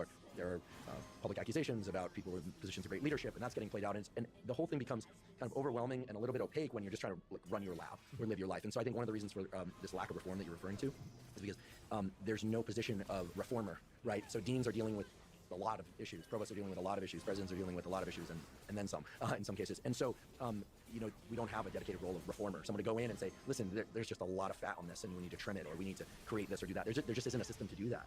And that's, I think, in part because universities are built on old systems, and it's like the New York subway. Like it's amazing. It still works as well as it does, and yet it's got a ton of problems also. Well, so the point we could debate the university specifically, but the point is like, look, if you do think institutions are going bad, and then you have to make it. Number one, you have to figure out if you think institutions are going bad. The population largely does think that, and at the very least, the people who run institutions ought to really think hard about what that means. But people still strive to go to these places, and I still hear from people who, like, for instance, did not go to college, are talking about how a university degree is useless. They'll tell you how proud they are that their son or daughter is going to Stanford, or is going to UCLA, or is going to Urbana-Champaign. I mean, it's almost like, to me, that's always the most shocking contradiction. Is like, yeah, like these institutions don't matter, but then when people want to hold up a card that says why their kid is great, right, it's not about how many push-ups they can do or that they started their own business. Most of the time, it's they're going to this university, and I think, well, what's going on here? So, do you think the median voter in the United States can have their kid go to Stanford? No. And the median voter in the United States could have their kid admitted to Stanford even with perfect SAT? No. In this day and age, the competition is so fierce that it requires more. Yeah. So first of all, again, we're dealing here. Yes, we're dealing with a small number of very elite institutions. People may admire them or not. Most people have no connectivity to them whatsoever. In the statistics, in the polling, universities are not doing well. The population at large, they may have fantasies about their kid going to Stanford, but like the reality of it is they have a very, very, collapsing view of these institutions. So this actually goes straight to the question of alternatives then, right? Which is like, okay, if you believe that there's collapsing faith in the institutions, if you believe that it is merited at least in some ways, if you believe that reform is effectively impossible, then you are faced. And we can debate each of those, but like the population at large seems to believe a lot of that. Then there's a question of like, okay, like can it be replaced? And if so, like, are you better off replacing these things basically while the old things still exist, or do you actually need to basically clear the field to be able to have the new thing exist? The universities are a great case study of this because of how student loans work, right? And the way student loans work is to be able to be an actual competitive university and compete, you need to have access to federal student lending, because if you don't, everybody has to pay out of pocket, and it's completely out of reach for anybody other than a certain class of either extremely rich or foreign students. So you need access to federal student loan facility. To get access to federal student loan facility, you need to be an accredited university. Guess who runs the accreditation council? I don't know. The existing universities, right? So it's a self-laundering machine. Like they decide who the new universities are. Guess how many new universities get accredited, right, each year to be able zero, right? And so as long as that system is in place, and as long as they have the government wired the way that they do, and as long as they control who gets access to federal student loan funding, like, of course there's not going to be any competition, right? Of course there can't be a new institution that's going to be able to get to scale. Like, it's not possible. And so if you actually wanted to create a new system that was better in the, I would argue dozens or hundreds of ways it could obviously be better if you were starting today, it probably can't be done as long as the existing institutions are actually intact. And this is my counter to Martin, which is like, yeah, if we're going to tear down the old, there may be a period of disruption before we get to the new, but we're never going to get to the new if we don't tear down the old. When you say counter to Martin, you're talking about the author of Revolt of the Poet. Yeah, Martin Gurry. Yeah, what Martin Gurry says is like, look, he said basically what Martin says is as follows: the elites deserve contempt, but the only thing worse than these elites that deserve contempt would be no elites at all, right? And because he basically says on the other side of the destruction of the elites and the institutions is nihilism. You're basically left with nothing. And by the way, there is a nihilistic streak. I mean, there's a nihilistic streak in the culture and the politics today. There are people who basically would just say, yeah, just tear the whole system down, right? And they're without any particular plan for what follows. And so I think he makes a good point in that you want to be careful that you actually have a plan on the other side that you think is actually achievable. But again, the counter argument to that is if you're not willing to actually tear down the old, you're not going to get to the new. Now, what's interesting, of course, is this is what happens every day in business, right? So like the entire way, like how do you know that the capitalist system works? The way that you know is that the old companies, when they're no longer like the best at what they do, they get torn down and then they ultimately die and they get replaced by better companies. Yeah, I haven't seen a Sears in a while. Exactly. Yeah. Right? And we know what's so interesting is we know in capitalism and a market economy, we know that that's the sign of health, right? That's the sign of how the system is working properly, right? And in fact, we get actually judged by antitrust authorities in the government on that basis, right? It's like the best defense against antitrust charges is no, people are like, come and kill us, and they're doing like a really good job of it. Like that's how we know we're doing our job. And in fact, in business, it is specifically illegal for companies in the same industry to get together and plot and conspire and plan and have things like these accreditation bureaus. Like we would get, if I created the equivalent in my companies of the kind of accreditation bureau that the universities have, I'd get straight to federal prison. Antitrust violation, Sherman Act, straight to prison. People have been sent to prison for that.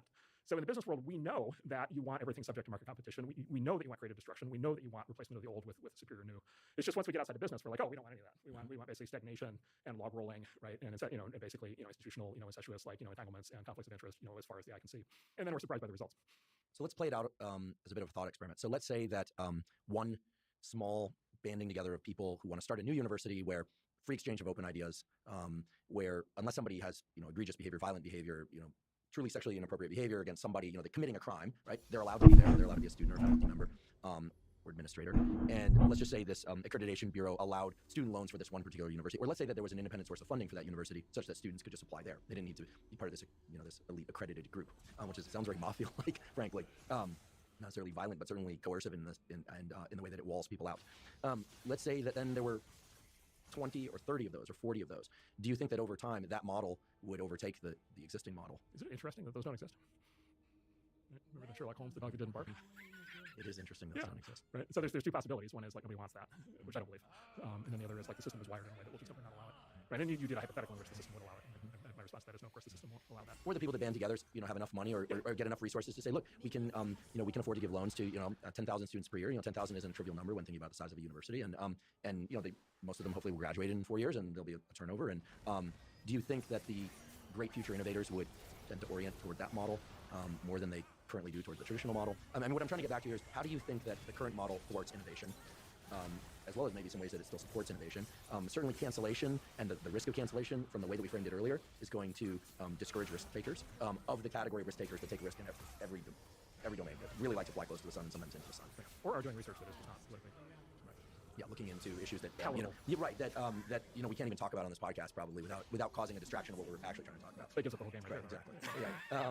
So I keep a file, and it's a written file because I'm afraid to put it into electronic form of all the things that I'm afraid to talk about publicly because I come from a lineage of advisors where all three died young, and I figure if nothing else, I'll die and then make it into the world, and when it'll take 5, 10 years, 20 years, and if not, I know certainly I'm going to die at some point, and then we'll see where all those issues stand. In any event, is that what's getting longer over time or shorter? Oh, it's definitely getting longer. Is that interesting? Yeah, it's getting much longer. I mean, there are just so many issues that I would love to explore on this podcast with experts, and that I can't explore just because, even if I had a panel of them, because of the way that things get soundbited and segmented out and taken out of context. It's like the whole conversation is lost. And so, fortunately, there are an immense number of equally interesting conversations that I'm excited to have. But it is a little disturbing. You remember life cyclism? No. Oh, so famous in the history of the Soviet Union, this is a famous thing. So there was a geneticist named Lysenko. That's why it sounds familiar, but I'm not calling to mind. Well, he was the guy who did communist genetics. The field of genetics, the Soviets did not approve the field of genetics because, of course, they believed in the creation of a new man and total equality, and genetics did not support that. And so if you were doing like traditional genetics, you were at the very least fired, if not killed. And so this guy Lysenko stood up and said, "Oh, I've got Marxist genetics, right? I've got like a whole new field of genetics that basically is politically compliant." And then they actually implemented that in the agriculture system of the Soviet Union, and it's the origin of one of the big reasons that the Soviet Union actually fell, which was they ultimately couldn't keep themselves. Create a new notion of biology as it relates to genetics. Politically correct biology, right? And so they not only created it, they taught it, they mandated it, they required it, and then they implemented it in agriculture. So it's I never understood. There was a bunch of things in history I never understood until the last decade. Well, I censor myself at the level of deleting certain things, but I don't contort what I do talk about. So I tend to like to play on lush open fields. Just makes my life. But this goes to the rot. This goes to the rot. And I'll come back to your question, but like this goes to the rot in the existing system, which is by the way, I'm no different. I'm just like you. Like I'm trying not to light myself on fire either. But like the rot in the existing system, and by system I mean institutions and elites. The rot is that the set of things that are no longer allowed. I mean that's just like how things got over time. And like that's a real like historically speaking, that doesn't end in good places. Is this group of a particular generation that we can look forward to the time when they eventually die off? It's sort of the boomers plus the millennials. So Got a while. good news, bad news. I mean, Gen X is weird, right? I'm Gen X. Gen X is weird because we kind of slip in the middle. We were kind of the I don't know, like, I don't know how to describe it. We were the kind of non-political generation, kind of sandwiched between the boomers and the millennials. Gen Z is a very, I think, open question right now. Which way they go? I can imagine them being actually quite much more intense than the millennials on all these issues. I can also imagine them reacting to the millennials and being far more open-minded. We don't know which way it's going to go yet. It's going to go. Maybe different groups of them. I mean, I'm Gen X also. I'm 47. You're 50, yeah. right. So more or less, so grew up with some John Hughes films, and so where the jocks and the hippies and the punks and that we're all divided and they were all segmented. But then it all sort of mishmashed together a few years later. Punks and I think gods. that had a lot to do with what you said, the sort of apolitical. Talk about our generation. punks and The gods. Gen X boomers are nuts, right? Like all the canonical, right? One of the great sitcoms of the era was Family Ties, right? With the character Michael P. Keaton, and he was just like, this guy is just like, yeah, my boomer hippie parents are crazy. Like, I'm just gonna like go into business and like I should do something productive. Like there was something like iconic about that character in our culture, and people like me were like, yeah, obviously going to business, going to like political activism, and then it's just like, man, I came from the background in the next generation. So just to touch real quick on the university thing. So look, there are people trying to do, and I'm actually going to do a thing this afternoon at the University of Boston, which is one of these. And so there are people trying to do new universities. Like I say, it's certainly possible. I hope they succeed. I'm pulling for them. I think it'd be great. I think it'd be great if there were a lot more of them. Who founded this university? This is a whole group of people. I don't want to freelance on that because I don't know originally who the idea was. University of Austin, not UT Austin. Yes, it's not UT Austin. It's called the University of Austin, or they call it, I think it's UATX. What is it? UATX. And so there's a lot of very short people associated with it. And they're going to try to very much exactly like what you described. They're going to try to do a new one. I would just tell you, like, the wall of opposition that they're up against is profound, right? And part of it is economic, which is, can they ever get access to federal student lending? And I hope that they can, but it seems nearly inconceivable the way the system's rigged today. And then the other is just like they already have come under. I mean, anybody who publicly associates with them who is in traditional academia immediately gets lit on fire, right? Just like cancellation campaigns. Like, so they're up against a wall of social ostracism. They're up against a wall of press attacks. They're up against a wall of people just like doing the thing, pouncing on anytime anybody says anything, they're going to try to burn the place down. This reminds me of like Jerry Springer episodes and Geraldo Rivera episodes where it's like if a teen listened to like Danzig or Marilyn Manson type music or Metallica, that they were considered a devil worship. Like now we just laugh, right? We're like, that's crazy, right? People listen to music with all sorts of lyrics and ideas and looks and like, that's crazy. But there were people legitimately sent to prison. I think with the West Memphis 3, right? These kids out in West Memphis that looked different, acted different, were accused of murders that eventually was made clear they clearly didn't commit. But they were in prison because of the music they listened to. I mean, this sounds very similar to that. And I remember seeing bumper stickers, "Free the West Memphis 3," and I thought this was some crazy thing. You look into it, and this isn't. It's a little bit niche, but I mean, these were real lives, and there was a active witch hunt for people that looked different and acted different. And yet now we're sort of in this inverted world where, on the one hand, we're all told that we can express ourselves however we want, but on the other hand, you can't get a bunch of people together to take classes where they learn biology and sociology and econ in Texas. Yes. Also, the simple explanation is it's Puritanism, right? So it's the original American Puritanism that just like works itself out through the system in different ways, different times. There's this phenomenon, there's a religious phenomenon in America called the Great Awakenings. And there'll be these periods in American history where there's basically religiosity fades, and then there'll be this snapback effect where you'll have this basically this frenzy, basically of religion. In the old days it would have been tent revivals and people speaking in tongues, all this stuff. And then in the modern world it's something form that we're really into right now. And so yeah, it's just basically these ways that American religious. And remember, like, religion in our time, religious impulses in our time don't get expressed because we live in more advanced times, right? We live in scientifically informed times. And so religious impulses in our time don't show up as overtly religious, right? They show up in a secularized form, right? Which of course conveniently is therefore not subject to the First Amendment separation of church and state, right? As long as the church is secular, there's no problem, right? And so, but we're acting out these kind of religious scripts over and over again. We're in the middle of another religious frenzy. There's a phrase that I hear a lot, and I don't necessarily believe it, but I want your thoughts on it, which is the pendulum always swings back. Yeah, not quite. Well, so that's how I feel too, because I'll take take any number of things that we've talked about, and gosh, it's so crazy, the way things have gone with institutions, or it's so crazy the way things have gone with social media, or it's so crazy, fill in the blank. And people will say, well, the pendulum always swings back, like it's the stock market or something. Right? After every crash, there'll be an eventual boom, and vice versa. By the way, that's not true either, right? Most stock markets, we have, of course, survivorship. It's all survivorship. Everything is survivorship. Everything you just said is obviously survivorship bias, right? So 4.2 seconds of stun. The American stock market is both. Right, I was referring to the American stock Yeah, market. but globally. But the reason everybody refers to the American stock market is because it's the one that doesn't do that. The other 200 or whatever, right, that crash and burn and never recover. Like, let's go check in on Argentina's stock market right now. Like, I don't think it's coming back anytime soon. Yeah, my father's Argentine and immigrated to the U.S. in the 1960s, so he would definitely agree with that. Yeah, like it doesn't come, like when their stocks crash, they don't come back. And then like Senkoism, like the Soviet Union never recovered from like Senkoism, it never came back. It led to the end of the country. Literally the things that took down the Soviet Union were oil and wheat. The wheat thing, you can trace the prices back to Senkoism. Pendulum swings back is true only in the cases where pendulum swings back. Everybody just conveniently forgets all the other circumstances where that doesn't happen. One of the things you see this in business also. People have a really hard time confronting really bad news. I don't know if you've noticed that. I think every doctor who's listening right now is like, yeah, no shit. But like there are situations. You see in business, there are situations that Star Trek. Remember Star Trek, the Kobayashi Maru simulator, right? So the big lesson to become a Star Trek captain is you have to go through the simulations of the Kobayashi Maru. And the point was, it's a no-win scenario, right? And then it turned out like Captain Kirk was the only person to ever win the scenario. And the way that he did it was he went in ahead of time and hacked the simulator. right? That's the only way to actually get through. And then there was a debate whether to fire him or make him a captain. So and like, you know, the problem is in real life, like you do get the Kobayashi Maru on a regular basis. Like there are actual no-win situations that you can't work your way out of. And as a leader, you can't ever cop to that, right? Because you have to like carry things forward and you have to look for every possible choice you can. But like every once in a while, you do run into a situation where it's really not recoverable. And at least I found people just like kind of cope with that. And so what happens is they basically just like leave it in their memory. It never happens. Glad you brought up simulators because I want to make sure that we talk about the new and emerging landscape of AI, artificial intelligence. And I could try and smooth our conversation of a moment ago with this one by creating some clever segue, but I'm not going to. Except I'm going to ask, is there a possibility that AI is going to remedy some of what we're talking about? Let's make sure that we earmark that for discussion a little bit later. But first off, because some of the listeners of this podcast might not be as familiar with AI as perhaps they should be, we've all heard about artificial intelligence, people hear about machine learning, et cetera, but it'd be great if you could define for us what AI is. People almost immediately hear AI and think, okay, robots taking over. I'm gonna wake up and I'm gonna be, strapped to the bed and my organs are gonna be pulled out of me. The robots are gonna be in my bank account. They're gonna kill all my children and dystopia for most.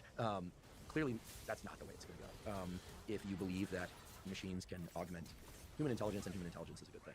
So tell us what AI is and where you think it can take us both good and bad. Yeah, so there was a big debate when the computer was first invented, which is in the 1930s, 1940s. People like Alan Turing and John von Neumann, these people. And the big debate at the time was, because they knew they wanted to build computers, they had a basic idea.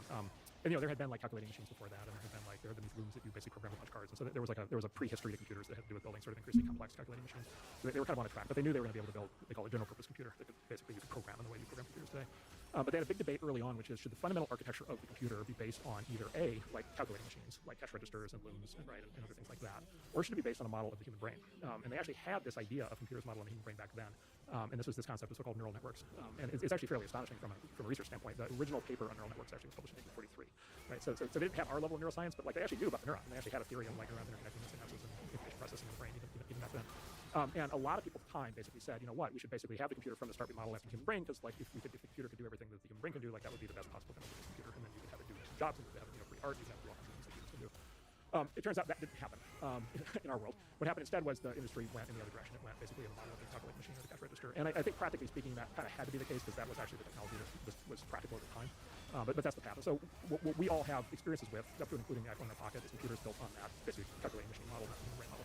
And so what that means is computers, as we have come to understand them, they're basically like mathematical savants, at best, right? So they're really good at doing lots of mathematical calculations.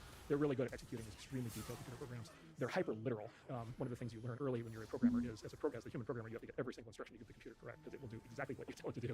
And bugs in computer programs are always a mistake on the part of the programmer. You never blame the computer; you always blame the programmer, because that's the nature of the thing that you're dealing with. One down, score off, and the whole thing. Yeah, and it's the programmer's fault. And if you talk to any programmer, they'll agree. Just be like, if there's a problem, it's my fault. I can't blame the computer. The computer has no judgment. It has no ability to interpret, synthesize, develop an independent understanding of anything. It's literally just doing what I tell it to do step by step. So for 80 years we've had this very kind of hyper literal kind of model computers. These are called technically these are what are called von Neumann machines. They're the mathematician John von Neumann. They run in that way, and they've been very successful and very important. And our world has been shaped by them.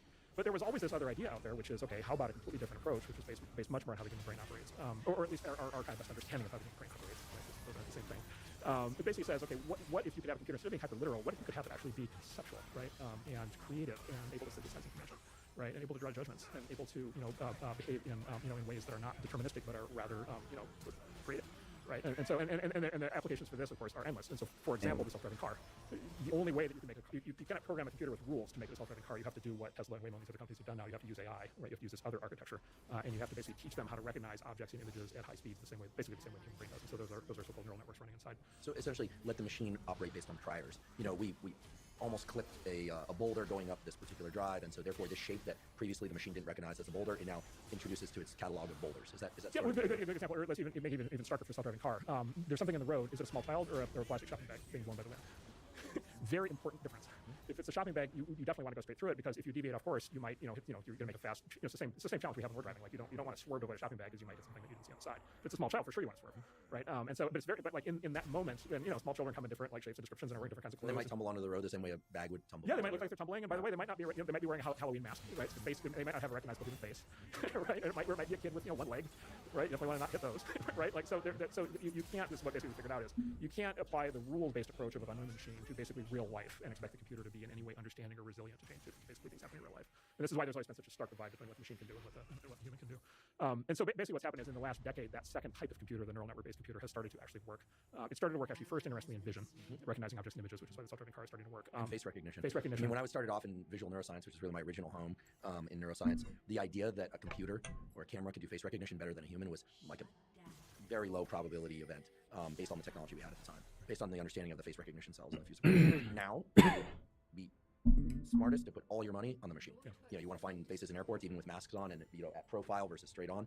Machines can do it far better than most all people. I mean, they're these super recognizers, but even they can't match the best machines. Now, 10 years ago, what I just said was the exact reverse. Right, that's right. Yeah.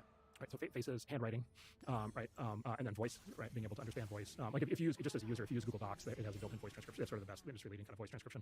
If you use voice transcription in Google Docs, it's breathtakingly good. You just speak into it, and it just types what you're saying. Well, that's good, because in my phone, every once in a while, I'll say I need to go pick up a few things, and it'll say I need to pick up a few songs. And so Apple needs to get on board, whatever the voice recognition is that Google's using. Maybe it knows you better than you. That was not the topic I was avoiding discussing. You know? No, so that's on the list, right? That's on your list. So like there's actually there's a reason actually why Google's so good and Apple is not right now at that kind of thing. And it actually goes to it's actually an ideological thing of all things. Apple does not permit pooling of data for any purpose, including training AI, whereas Google does. And Apple's just like stake their brand on privacy, and among that is sort of a pledge that they don't like pooling data. And so all of Apple's AI is like AI that has to happen like locally on your phone, whereas Google's AI can happen in the cloud, right? It can happen across Google data. Now, by the way, some people think that that's bad because they think it's bad. But that's an example of the shift that's happening in the industry right now, because you have the separation between the people who are embracing the new way of training AIs and the people who basically, for whatever reason, are not. Excuse me.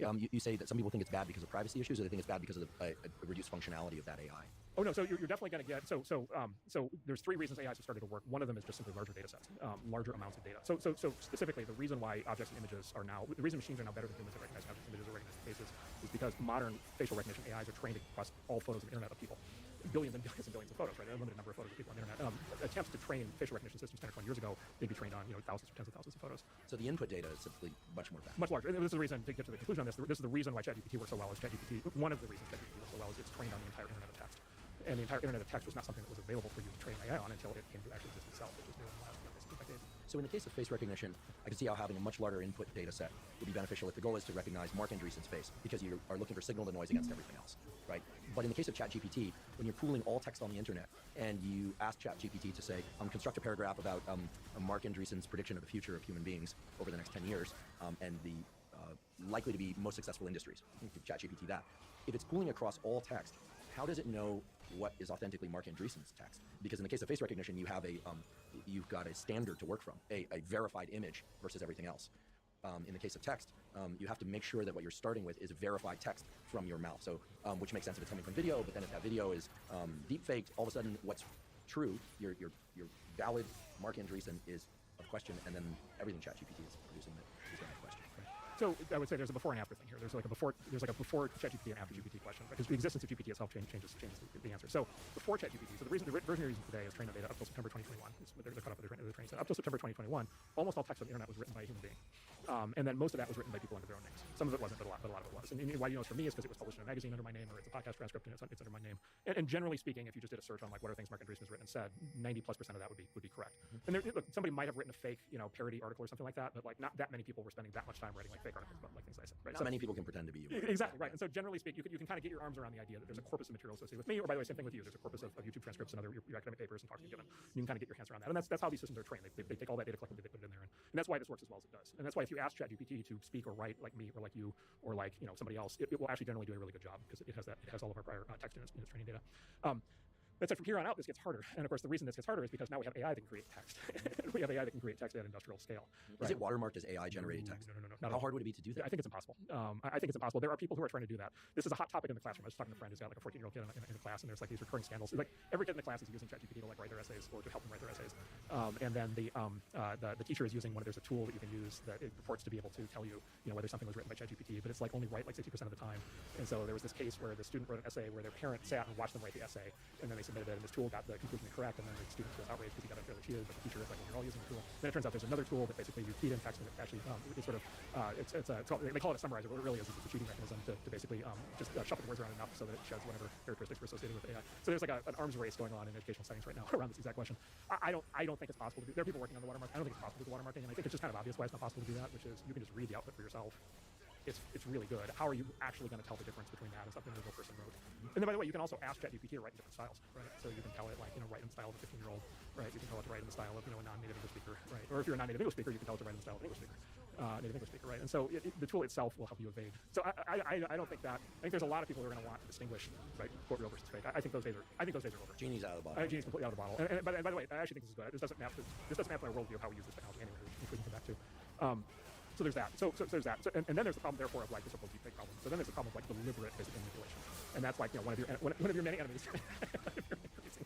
enemies like mine, who basically is like, wow, I know how I'm going to get it, right? I'm going to create. I'm going to use it to create something that looks like a human transcript, and I'm going to have to say all these bad things. Or a video. I mean, Joe Rogan and I were deepfaked in a video. I don't want to flag people to it. I won't talk about what it was about, but where it, for all the world, looked like a conversation that we were having, and we never had that specific conversation. Yeah, that's right. So that's going to happen for sure. So what there's going to need to be is there's going to be basically registries where basically you like in your case you will submit your legitimate content into a registry under your unique cryptographic key, right? And then basically there will be a way to check against that registry to see whether that was the real thing. And I think this needs to be done for sure for public figures. It needs to be done for politicians. It needs to be done for music. What about taking what's already out there and being able to authenticate it or not? In the same way that many times per week I get asked, "Is this your account?" about a direct message that somebody got on Instagram, and I always tell them, "Look, I only have the one account, this one verified account." Although now with the advent of pay-to-play verification, makes it a little less potent as a security blanket for knowing if it's not this account, then it's not me. But in any case, these accounts pop up all the time pretending to be me, and I'm relatively low on the scale, not low, but relatively low on the scale to say like a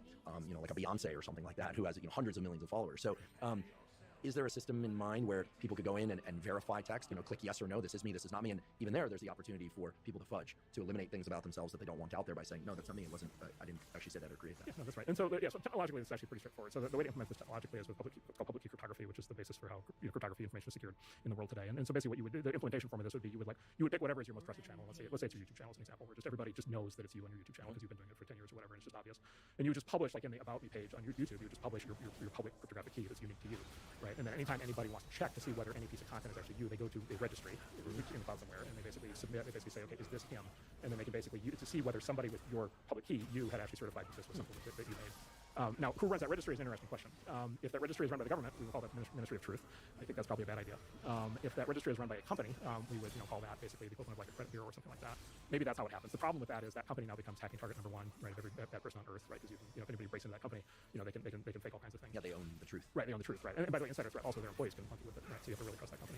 The third way to do it is with a blockchain, right? And so with a crypto blockchain technology, you could have a distributed system, a distributed database in the cloud that is run through a blockchain, and then it implements this cryptography and certification process. What about quantum internet? Is that another way to encrypt these things? I know most of our listeners are probably not familiar with quantum internet, but put simply, it's a way to secure communications on the internet.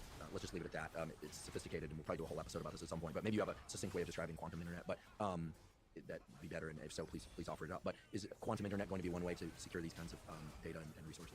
Maybe in the future, years in the future. We don't yet have working quantum computers in practice, so it's not currently something we could do, but maybe in a decade or two.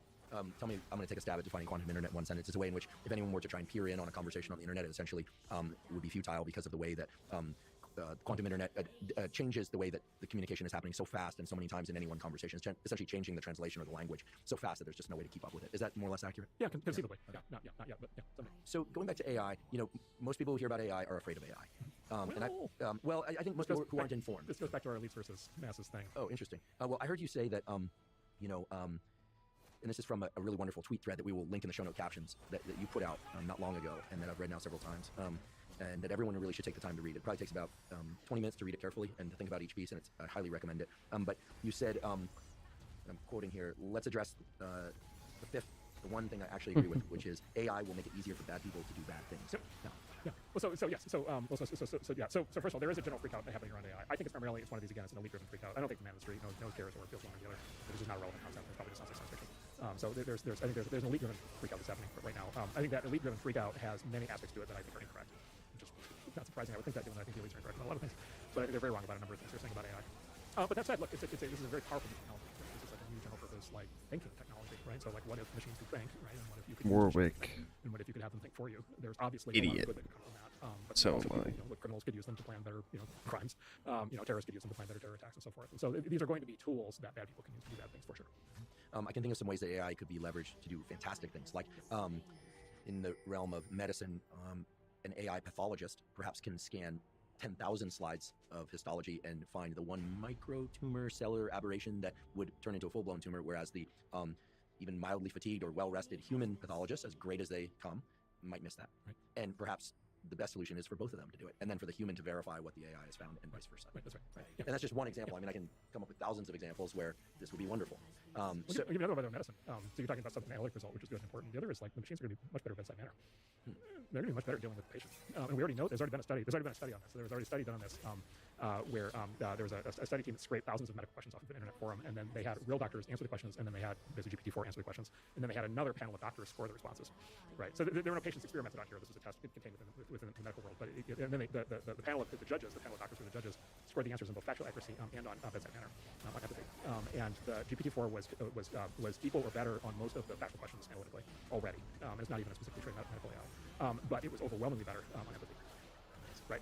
And so, and you know, I don't think, do you treat patients directly in your work? No, you don't. Yeah. So we run clinical trials, right? But I don't do any direct clinical. So I have no direct experience with this, but from the surgeons, like if you talk to surgeons or you talk to people who train surgeons, what they'll tell you is like surgeons need to have an emotional removed from their patients in order to do their job with surgery. The side effect of that, and by the way, like, there's a hell of a job. They have to go in and tell somebody that they're going to die, right? That they have to, they're never going to recover, they're never going to walk again, whatever it is. And so there's sort of something inherent in that job where they need to keep an emotional reserve from the patient, right, to be able to do the job. And it's expected of them as professionals. The machine has no such limitation. Like the machine can be as sympathetic as you want it to be for as long as you want it to be. It can be infinitely sympathetic. It's happy to talk to you at 4 a.m. It's happy to sympathize with you. And by the way, it's not just sympathizing you in the way that, oh, it's just lying, it's just making up words to lie to you to make you feel good. It can also sympathize with you in terms of helping you through all the things that you can actually do to improve your situation, right? And so, boy, like if can you keep a patient actually on track with a physical therapy program? Can you keep a patient on track with a nutritional program? Can you keep a patient off of drugs or alcohol, right? And if they have a machine medical companion that's with them all the time, that they're talking to all the time, that's infinitely patient, infinitely wise, right? Infinitely loving, right? And it's just going to be there all the time, and it's going to be encouraging, and it's going to be saying, you did such a great job yesterday. I know you can do this again today. Cognitive behavioral therapy is an obvious fit here. These things are going to be great at CBT, and that's already starting. But you can already use ChatGPT as a CBT therapist if you want. It's actually quite good at it. And so there's a universe here it goes to what you said. There's a universe here that's opening up, which is what I believe is it's partnership between man and machine, right? It's a symbiotic relationship, not an adversarial relationship. And so exactly, the doctor is going to pair with the AI to do all the things that you described, but the patient is also going to pair with the AI. And I think it's good. I think this partnership that's going to emerge is going to lead, among other things, to actually much better health outcomes. I mean, I've relied for so much of my life on excellent mentors Right. From a very young age and still now in order to make best decisions possible with the information I had. And rarely were they available at 4 a.m, sometimes, but not on a frequent basis. And they fatigue like anybody else, and they have their own stuff like anybody else, baggage events in their life, et cetera.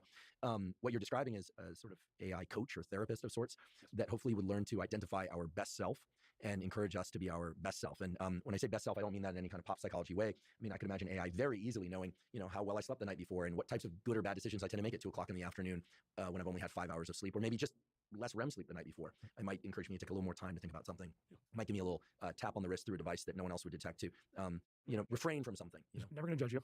It's never going to be resentful. It's never going to be upset that you didn't listen to it, right? It's never going to go on vacation. It's going to be there for you. Like I think this is the way people are going to live. It's going to start with kids, and then over time it's going to be adults. And the way people are going to live is they're going to have a exactly friend, therapist, companion, mentor, coach, teacher, right, assistant, and that or by the way, maybe multiple of those. It may be that we're actually talking about 6 like different personas interacting, which is a whole other possibility. But they're going to have a committee, yeah, exactly. Actually, different personas. And maybe by the way, when there are difficult decisions being made in your life, maybe what you want to hear is the argument among the different personas. And so you're just going to grow up. You're just going to have this in your life, and you're going to always be able to talk to it, and always be able to learn from it, and always be able to help it. And like it's going to be a symbiotic relationship. I think it's going to be a much better way to live. I think people are going to get a lot out of it. What modalities will it include? So I can imagine my phone has this engine in it, this AI companion, and I'm listening in headphones as I walk into work, and it's giving me some not just encouragement, some warnings, some thoughts that things that I might ask Mark Andreessen today that I might not have thought of, and so on. I could also imagine it having a more human form. I could imagine it being tactile, having some haptics, so tapping to remind me so that it's not going to enter our conversation in a way that it interferes or distracts you, but I would be aware, oh, right. Things of that sort. I mean, how many different modalities are we going to allow these AI coaches to approach us with? And is anyone actually thinking about the hardware piece right now? Because I'm hearing a lot about the software piece. What does the hardware piece look like? Yeah, so this is where Silicon Valley is going to kick in. So the entrepreneurial community is going to try all of those, right? And by the way, the big companies and startups are going to try all those. And so there's big companies that are working, the big companies have talked about a variety of these, including, heads-up displays, AR, VR, kinds of things. There's lots of people doing voice. The voice is a real possibility. It may just be an earpiece. There's a new startup that just unveiled a new thing where it's actually, they actually project. So you'll have like a pendant you wear on like a necklace, and it actually like projects, like literally it'll like project images like on your hand or like on the table or on the wall in front of you. So like maybe that's how it shows up. There are people working on so-called haptic haptic or touch-based kinds of things. There are people working on actually picking up nerve signals, like out of your arm, right, to be able to there's people there's there's some science for being able to do basically like self-localization. So maybe you could pick up that way, bone conduction. So yeah, these are all going to be tried. So that's one question, is the physical. Playing its the own. other question is the software version of it, which is like, okay, what's the level of abstraction that you want to deal with these things in? Like, right now it's like a question answer paradigm, right? So-called chatbot, like ask a question, get an answer, ask a question, get an answer. But well, you want that to go for sure to more of a fluid conversation. You want to build up more knowledge of who you are, and you don't want to have to explain yourself a second time and so forth. And then you want to be able to tell it things like, well, remind me this, that, or be sure and tell me when X. But then maybe over time, more and more, you want it actually deciding when it's going to talk to you, right? And when it thinks it has something to say, it says it, and otherwise it stays silent. And normally, at least in my head, unless I make a concerted effort to do otherwise, I don't think in complete sentences. So presumably these AI, these machines could learn my style of fragmented internal dialogue, and I'll maybe have an earpiece and I'm walking in and I start hearing something, but at some, advice, etc., encouragement, discouragement. But at some point, those sounds that I hear in an earphone are very different than seeing something or hearing something in the room. We know this based on the neuroscience of musical perception and language perception. Hearing something in your head is very different. And I could imagine at some point that the AI will cross a precipice where, if it has inline wiring to actually control neural activity in specific brain areas, and I don't mean very precisely, even just stimulating a little more prefrontal cortical activity, for instance, through the earpiece. A little ultrasound wave now can stimulate prefrontal cortex in a non-invasive way. That's being used clinically and experimentally. That the AI could decide that I need to be a little bit more context aware, right? This is something that is very beneficial for those listening that are trying to figure out how to navigate through life. It's like, Alexa, know the context you're in and know the set a reminder tomorrow at 9 a.m. This would go along with agreeableness, perhaps, but strategic agreeableness, right? Do context math. is important. There's nothing diabolical about that. Context is important, but I could imagine the AI recognizing, we're entering a particular environment. I'm now actually going to ramp up activity in prefrontal cortex a little bit in a certain way that allows you to be more situationally aware of yourself and others, which is great, unless I can't necessarily short circuit that influence, because at some point the AI is actually then controlling my brain activity and my decision making and my speech. Right? I think that's what people fear, is that once we cross that precipice, that we are giving up control to the artificial versions of our human intelligence. Yeah. And look, I think we have to decide. We collectively, as individuals, I think, have to decide exactly how to do that. And this is the big thing that I believe about AI. There's just a much more, I would say, practical view of the world than a lot of the panic that you hear. It's just like, these are machines. They're able to do things that increasingly are like the things that people can do in some circumstances. But these are machines. We built the machines. We decide how to use the machines. We want the machines turned on, they're turned on. We want them turned off, they're turned off. And so, yeah, so I think that's absolutely the kind of thing that the individual person should always be in charge of. I mean, everyone was, and I have to imagine some people are still afraid of CRISPR, of gene editing. But gene editing stands to revolutionize our treatment of all sorts of diseases. Inserting and deleting particular genes in adulthood, right, not having to recombine in the womb a new organism, is an immensely powerful tool. And yet the Chinese scientist who did CRISPR on humans, this has been done, actually did his postdoc at Stanford with Steve Quake, then went to China, did CRISPR on babies, mutated something, I believe it was the HIV, one of the HIV receptors. I'm told it was with the intention of augmenting human memory. It had very little to do, in fact, with limiting susceptibility to HIV per se, to do with the way that receptor is involved in human memory. The world demonized that person. We actually don't know what happened to them, whether or not they have a laboratory now or they're sitting in jail. It's unclear. But in China and elsewhere, people are doing CRISPR on humans. We know this. It's not legal in the US and other countries, but it's happening. Do you think it's a mistake for us to fear these technologies so much that we back away from them and end up 10, 20 years behind other countries that could use it for both benevolent or malevolent reasons? Yeah, so there's always, and the details matter, so it's technology by technology, but I'd say there's two things. You always have to think in these questions, I think, in terms of counterfactuals and opportunity cost, right? And so CRISPR is an interesting one. CRISPR, you manipulate the human genome. Nature manipulates the human genome. Like in all kinds of ways. Yeah, when you pick a spouse and you have a child with that spouse, you're doing genetic recombination. You are really, you are quite possibly, if you're Genghis Khan, you're determining the future of humanity, right? By those, nature. I mean, look, mutations, so this is the old question of basically, this is all state of nature, state of grace, basically, is nature good and then therefore artificial things are bad, which is kind of shot. A lot of people have ethical views like that. I'm always of the view that nature's a bitch and wants us dead. Nature's out to get us, man. Nature wants to kill us, right? Nature wants to evolve all kinds of horrible viruses. Nature wants to do plagues. Nature wants to do weather. Nature wants to do all kinds of stuff. I mean, look, the original nature religion was the original religion, right? That was the original thing people worshipped, and the reason was because nature was the thing that was out to get you, right? Before you had scientific and technological methods to be able to deal with it. So the idea of not doing these things to me is just saying, we're just going to turn over the future of everything to nature, and I don't think that there's no reason to believe that leads in a particularly good direction, or that's not a value neutral decision. And then the related thing that comes from that is always this question around what's called the precautionary principle, which shows up in all these conversations on things like CRISPR, which basically is this principle that basically says the inventors of a new technology should be required to prove that it will not have negative effects before they roll it out. Oh my! This, of course, is a very new idea. This is actually a new idea in the 1970s. It was actually invented by the Am I a real person? Before that, people didn't think in those terms. People just invented things and rolled them out, and we got all of modern civilization. My teammates are not recognizing. The German Greens came up with the precautionary principle for one specific purpose. Not You can cool. guess what it is. It was to prevent Famine? nuclear power. It was to shut down attempts to do civilian nuclear power. And if you fast forward 50 years later, you're like, wow, that was a big mistake, right? So what they said at the time was you have to prove that nuclear reactors are not going to melt down and cause all kinds of problems. And of course, as an engineer, can you prove that will never happen? you can't. Like you can't rule out like things that might happen in the future. And so that philosophy was used to stop nuclear power. By the way, not just in Europe, but also in the U.S. and around much of the rest of the world. If you're somebody who's concerned about carbon emissions, of course, this is the worst thing that happened in the last 50 years in terms of energy. We actually have the silver bullet answer to unlimited energy with zero carbon emissions, nuclear power. We choose not to do it. Not only do we choose not to do it, we're actually shutting down the plants that we have now, right? In California, we just shut down the big plant. Germany just shut down their plants. Germany's in the middle of an energy war with Russia, right? That we are informed is existential for the future of Europe. But unless the risk of nuclear power plant meltdown has increased, and I have to imagine it's gone the other way, what is the rationale behind shutting down these plants and not expanding? Because nuclear is bad, right? Nuclear has been tagged. It just sounds bad. Yeah. Nuclear. Yeah. Go nuclear. Nuclear. Well, so what we happened? didn't shut down postal offices, and you hear go postal. So what happened was, so nuclear technology arrived on Planet Earth as a weapon, right? So it arrived. The first thing they did was in the middle of World War II. The first thing they did was they found a bomb, they dropped it in Canada, and then there were all the debates that followed around nuclear weapons and disarmament. And there's a whole conversation in Canada about that. There's different views you could have on that.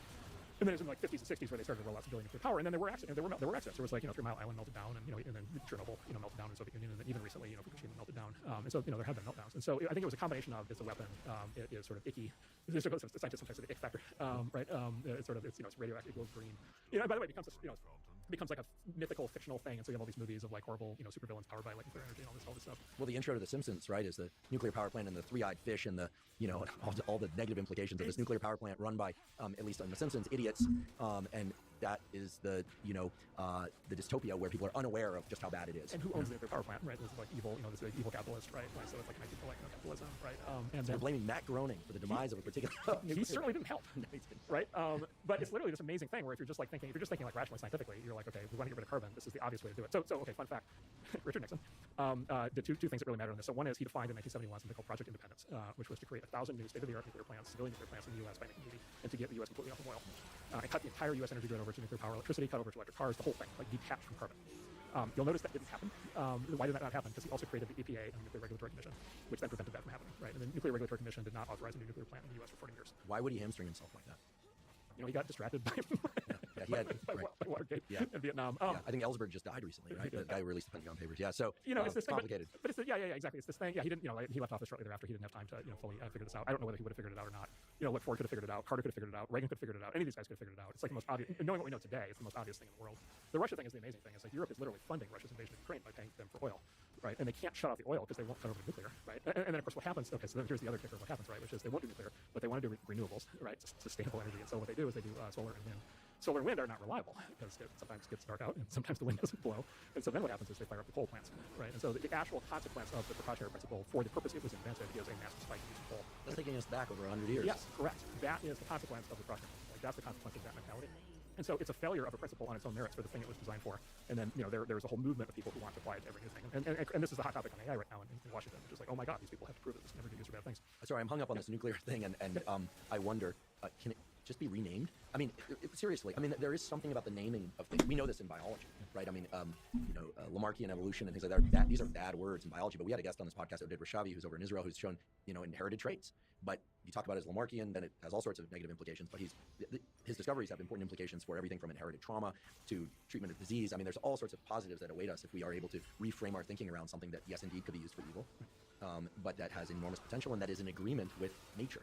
Right, this fundamental truth that, at least to my knowledge, no one is revising in any significant way anytime soon. So what if it were called something else? Instead of nuclear, it's called, sustainable, right? It's amazing how marketing can shift our perspective of robots, for instance. Or anyway, I'm sure you can come up with better examples than I can. But is there a good, solid PR firm working from the nuclear side? Thunbergian. Thunbergian. Thunbergian. Like if she was in favor of it. Yeah. Which, by the way, she's not. She's dead set against it. She said that. 100%. Yeah. Based on Thunbergian principles. The prevailing ethic in environmentalism for 50 years is that they won't consider it. There are, by the way, certain environmentalists who disagree with this. And so Stuart Brand is the one that's been the most public, and he has impeccable credentials in the space. And he wrote the Polar's Catalog guy, yeah. And he's written a whole bunch of really interesting books since. And he wrote a recent book that goes through in detail. It's like this. Obviously, the correct environmental thing to do is nuclear power. And we should be implementing Project Independence. We should be building 1,000. He didn't say this, but this is what I would say. We should hire Charles Koch. We should hire Koch Industries, right? And they should build us 1,000 nuclear power plants, right? And then we should give them the Presidential Medal of Freedom for saving the environment. And that would put us independent of our reliance on oil. Yeah, then we're done with oil. Think about what happens. We're done with oil, zero emissions. We're done with the Middle East. We're done. We're done. We're not drilling. We're not drilling on American land anymore. We're not drilling on foreign lands. We have no military entanglements in places where we're drilling. We're not, despoiling Alaska. We're not nothing. No offshore rigs. Nothing. We're done. And you basically build state-of-the-art plants engineered properly. You have completely contained nuclear waste, just entombed in waste, right, in concrete. So it just sits there, forever. It's just very small, kind of thing. And you're just done. And so this is like to me, it's like scientifically, technologically, this is just like the most obvious thing in the world. It's a massive tell on the part of the people who claim to be pro-environment, but they're not in favor of this. And if I were to say, tweet that I'm pro-nuclear power because it's the more sustainable form of power, if I hypothetically did that today, what would happen to me in this? You'd be a crypto-fascist, dirty, evil capitalist, monster. How dare you? Right? I'm unlikely to run that experiment. I was just curious. That was what we call a Goduncan experiment. You're a terrible Andrew. You're a terrible human being. We were looking for evidence that you're a terrible human being, and now we know it. Right? So this is a great example of the. I gave Andrew a book on the way. My favorite book is the title of it is When Reason Goes on Holiday. And this is a great example of it. Is the people who simultaneously say they're environmentalists and say they're anti-nuclear power, like the positions just simply don't reconcile. But that doesn't bother them at all. So to be clear, I predict none of this will happen. Amazing. I need to learn more about nuclear power. Long coal, investment coal. Because you think we're just going to revert. It's the energy source of the future. Well, because it can't be solar and wind because they're not reliable. So you need something. If it's not nuclear, it's going to be either like oil, natural gas, or coal. And you're unwilling to say bet on nuclear because you don't think that the socio-political elitist trends that are driving against nuclear are likely to dissipate anytime soon. Not a chance. I can't imagine. It would be great. Yeah. The powers that be are very locked in on this as a position. And look, they've been saying this for 50 years, and so they have to reverse themselves off of that position after 50 years. I really don't like to do that. One thing that's good about this and other podcasts is that young people listen, and they eventually will take over. And by the way, I will say also that there are nuclear entrepreneurs. So there are a bunch of young entrepreneurs who are basically not taking no for an answer, and they're trying to develop. In particular, there's people trying to develop new, very small form factor nuclear power plants with a variety of possible use cases. So look, maybe they show up with a better mousetrap than people take a second look, but we'll see. Or just rename it. So my understanding is that you think we should go all in on AI with the constraints that we discover we need in order to rein in safety and things of that sort. Not unlike social media, not unlike the internet. Not unlike what we should have done with nuclear power. And in terms of the near infinite number of ways that AI can be envisioned to harm us, how do you think we should cope with that psychologically? Because I can imagine a lot of people listening to this conversation thinking, okay, that all sounds great, but there are just too many what ifs that are terrible, right? What if the machines take over? What if, the silly example I gave earlier, but what if one day I log into my hard-earned bank account and it's all gone? The AI version of myself ran off with someone else and with all my money, right? Right. My AI coach abandoned me for somebody else after it learned all the stuff that I taught it. It took off with somebody else, stranded, and it has my bank account number. Like this kind of thing, right? You could really make this scenario horrible if you kept going. Yeah. Well, we can throw in a benevolent example as well to counter it. But it's just kind of fun to think about where the human mind goes. Yeah. Right? Yeah. So first, I say we got to separate the real problems from the fake problems. And so there are a lot of science fiction scenarios I think are just not real. And the ones you decided as an example, like that's not what's going to happen, and I can explain why that's not what's going to happen. So there's a set of fake ones. The fake ones are the ones that just aren't, I think, technologically grounded. They're not rational. It's the AI is going to wake up and decide to kill us all. It's going to it's going to develop the kind of agency where it's going to steal our money and our spouse and everything else, our kids. That's not how it works. And then there's also all these concerns, destruction of society concerns, and this is misinformation, hate speech, deep fakes, like all that stuff, which I don't think is actually a real problem. And then there's people have a bunch of economic concerns around it's going to take all the jobs and all of those kinds of things. We can talk about that. I don't think I don't think that's actually the thing that happens. But then there are two actual real concerns that I actually do very much agree with. And one of them is what you said, which is bad people doing bad things. And there's a whole set of things to be done inside there. The big one is we should use AI to build defenses against all the bad things, right? And so, for example, there's a concern. AI is going to make it easier for bad people to build pathogens, right? Design pathogens in labs, which bad scientists can do today, but this is going to make it easier to do. Well, obviously, we should have the equivalent of an Operation Warp Speed operating, in perpetuity anyway, right? But then we should use AI to build much better biodefenses, right? And we should be using AI today to design, like, for example, full spectrum vaccines against every possible form of pathogen, right? And so defensive mechanism, hacking, you can use AI to build better defense tools, right? And so you should have a whole new kind of security suite wrapped around you, wrapped around your data, wrapped around your money, where you're having AI repel attacks, disinformation, hate speech, deep fakes, all that stuff. You should have an AI filter when you use the internet, where you shouldn't have to figure out whether it's really me or whether it's a made up thing. You should have an AI assistant that's doing that for you. Oh yeah, I mean these little banners and cloaks that you see on social media, like this has been deemed misinformation. Right. If you're me, you always click, right? Because you're like, what's behind the scrim, and then or this is a. I don't always look at this image is gruesome type thing. Sometimes I just pass on that. But if it's something that seems debatable, of course you look. Well, and you should have an AI assistant with you when you're on the internet, and you should be able to tell that AI assistant what you want, right? So yes, I want the full experience. Show me everything. I want it from a particular point of view, and I don't want to hear from these other people who I don't like. By the way, it's going to be my 8-year-old using this. I don't want anything that's going to cause a problem. I want it to be filtered. And AI-based filters like that you program and control are going to work much better and be much more honest and straightforward and clear so far than we have today. So anyway, so basically what I want people to do is think every time you think of like a risk of how it can be used, just think like, okay, we can use it to build a countermeasure. And the great thing about the countermeasures is they can not only offset AI risks, they can offset other risks, right? Because we already live in a world where pathogens are a problem, right? We ought to have better vaccines anyway, right? We already live in a world where there's cyber hacking, cyber terrorism. We already live in a world where there's bad content on the internet, and we have the ability now to build much better AI powered tools to deal with all those things. I also love the idea of the AI physicians. Getting decent healthcare in this country is so difficult, even for people who have means or insurance. I mean, the number of phone calls and waits that you have to go through to get a referral to see a specialist. I mean, it's absurd. The process is absurd. I mean, it makes one partially or frankly ill just to go through the process of having to do all that. I don't know how anyone does it. And granted, I don't have the highest degree of patience, but I'm pretty patient, and it drives me insane to even just get a remedial care. But so I can think of a lot of benevolent uses of AI. And I'm grateful that you're bringing this up and here, and that you've tweeted about it in that thread. Again, we'll refer people to that, and that you're thinking about this. I have to imagine that in your role as investor nowadays, that you're also thinking about AI quite often in terms of all these roles. And so does that mean that there are a lot of young people who are really bullish on AI and are going for it? Yeah. Okay, this is here to stay. Yeah. Okay. Yeah, big time. Okay. Unlike CRISPR, which is sort of in this liminal place where biotech companies aren't sure if they should invest or not in CRISPR, because it's unclear whether or not the governing bodies are going to allow gene editing. Just like it was unclear 15 years ago if they were going to allow gene therapy, but now we know they do allow gene therapy and immunotherapy. So there is a fight. Having said that, there's a fight. There's a fight happening in Washington right now over exactly what should be legal or not legal. And there's quite a bit of risk, I think, attached to that fight right now, because there are some people in there that are telling a very effective story to try to get people to either outlaw AI or specifically limit it to a small number of big companies, which I think is potentially disastrous. By the way, the EU also is like super negative. The EU has turned super negative on basically all new technology, so they're moving to try to outlaw AI, which if they succeed, Outlaw AI? AI? It's like flat out don't want it. But that's like saying you can outlaw the internet. I don't see how you can stop this train. Frankly, they're not a big fan of the internet either. So like I think they regret. The EU has a very, especially the EU bureaucrats, the people who run the EU in Brussels, have a very negative view on a lot of modernity. But what I'm hearing here, calls to mind things that I've heard people like David Goggins say, which is, there's so many lazy, undisciplined people out there that nowadays it's easier and easier to become exceptional. I've heard him say something to that extent. It almost sounds like there's so many countries that are just backing off of particular technologies because it just sounds bad from the PR perspective, that it's creating great kind of low-hanging fruit opportunities for people to barge forward and countries to barge forward if they're willing to embrace this stuff. It is, but number one, you have to have a country that wants to do that, and those exist, and there are countries like that. And then the other is, look, they need to be able to withstand the attack from stronger countries that don't want them to do it, right? So like EU has nominal control over like whatever it is, 27 or whatever member countries. So like even if you're like whatever, the Germans get all fired up about whatever, like Brussels can still in a lot of cases just like flat out basically control them and tell them not to do it, right? And then the U.S., I mean, look, we have a lot of control over a lot of the world. But it sounds like we sit somewhere sort of in between. Like right now, people are developing AI technologies in U.S. companies, right? So it is happening. Yeah, today it's happening. But like I said, there's a set of people who are very focused in Washington right now about trying to either ban it outright or trying to, as I said, limit it to a small number of big companies. And then look, China's got a whole China's got a whole different kind of take on this, right, than we do. And so they're of course going to allow it for sure, but they're going to allow it in the ways that their system wants it to happen, right? Which is much more for population control and implement authoritarianism.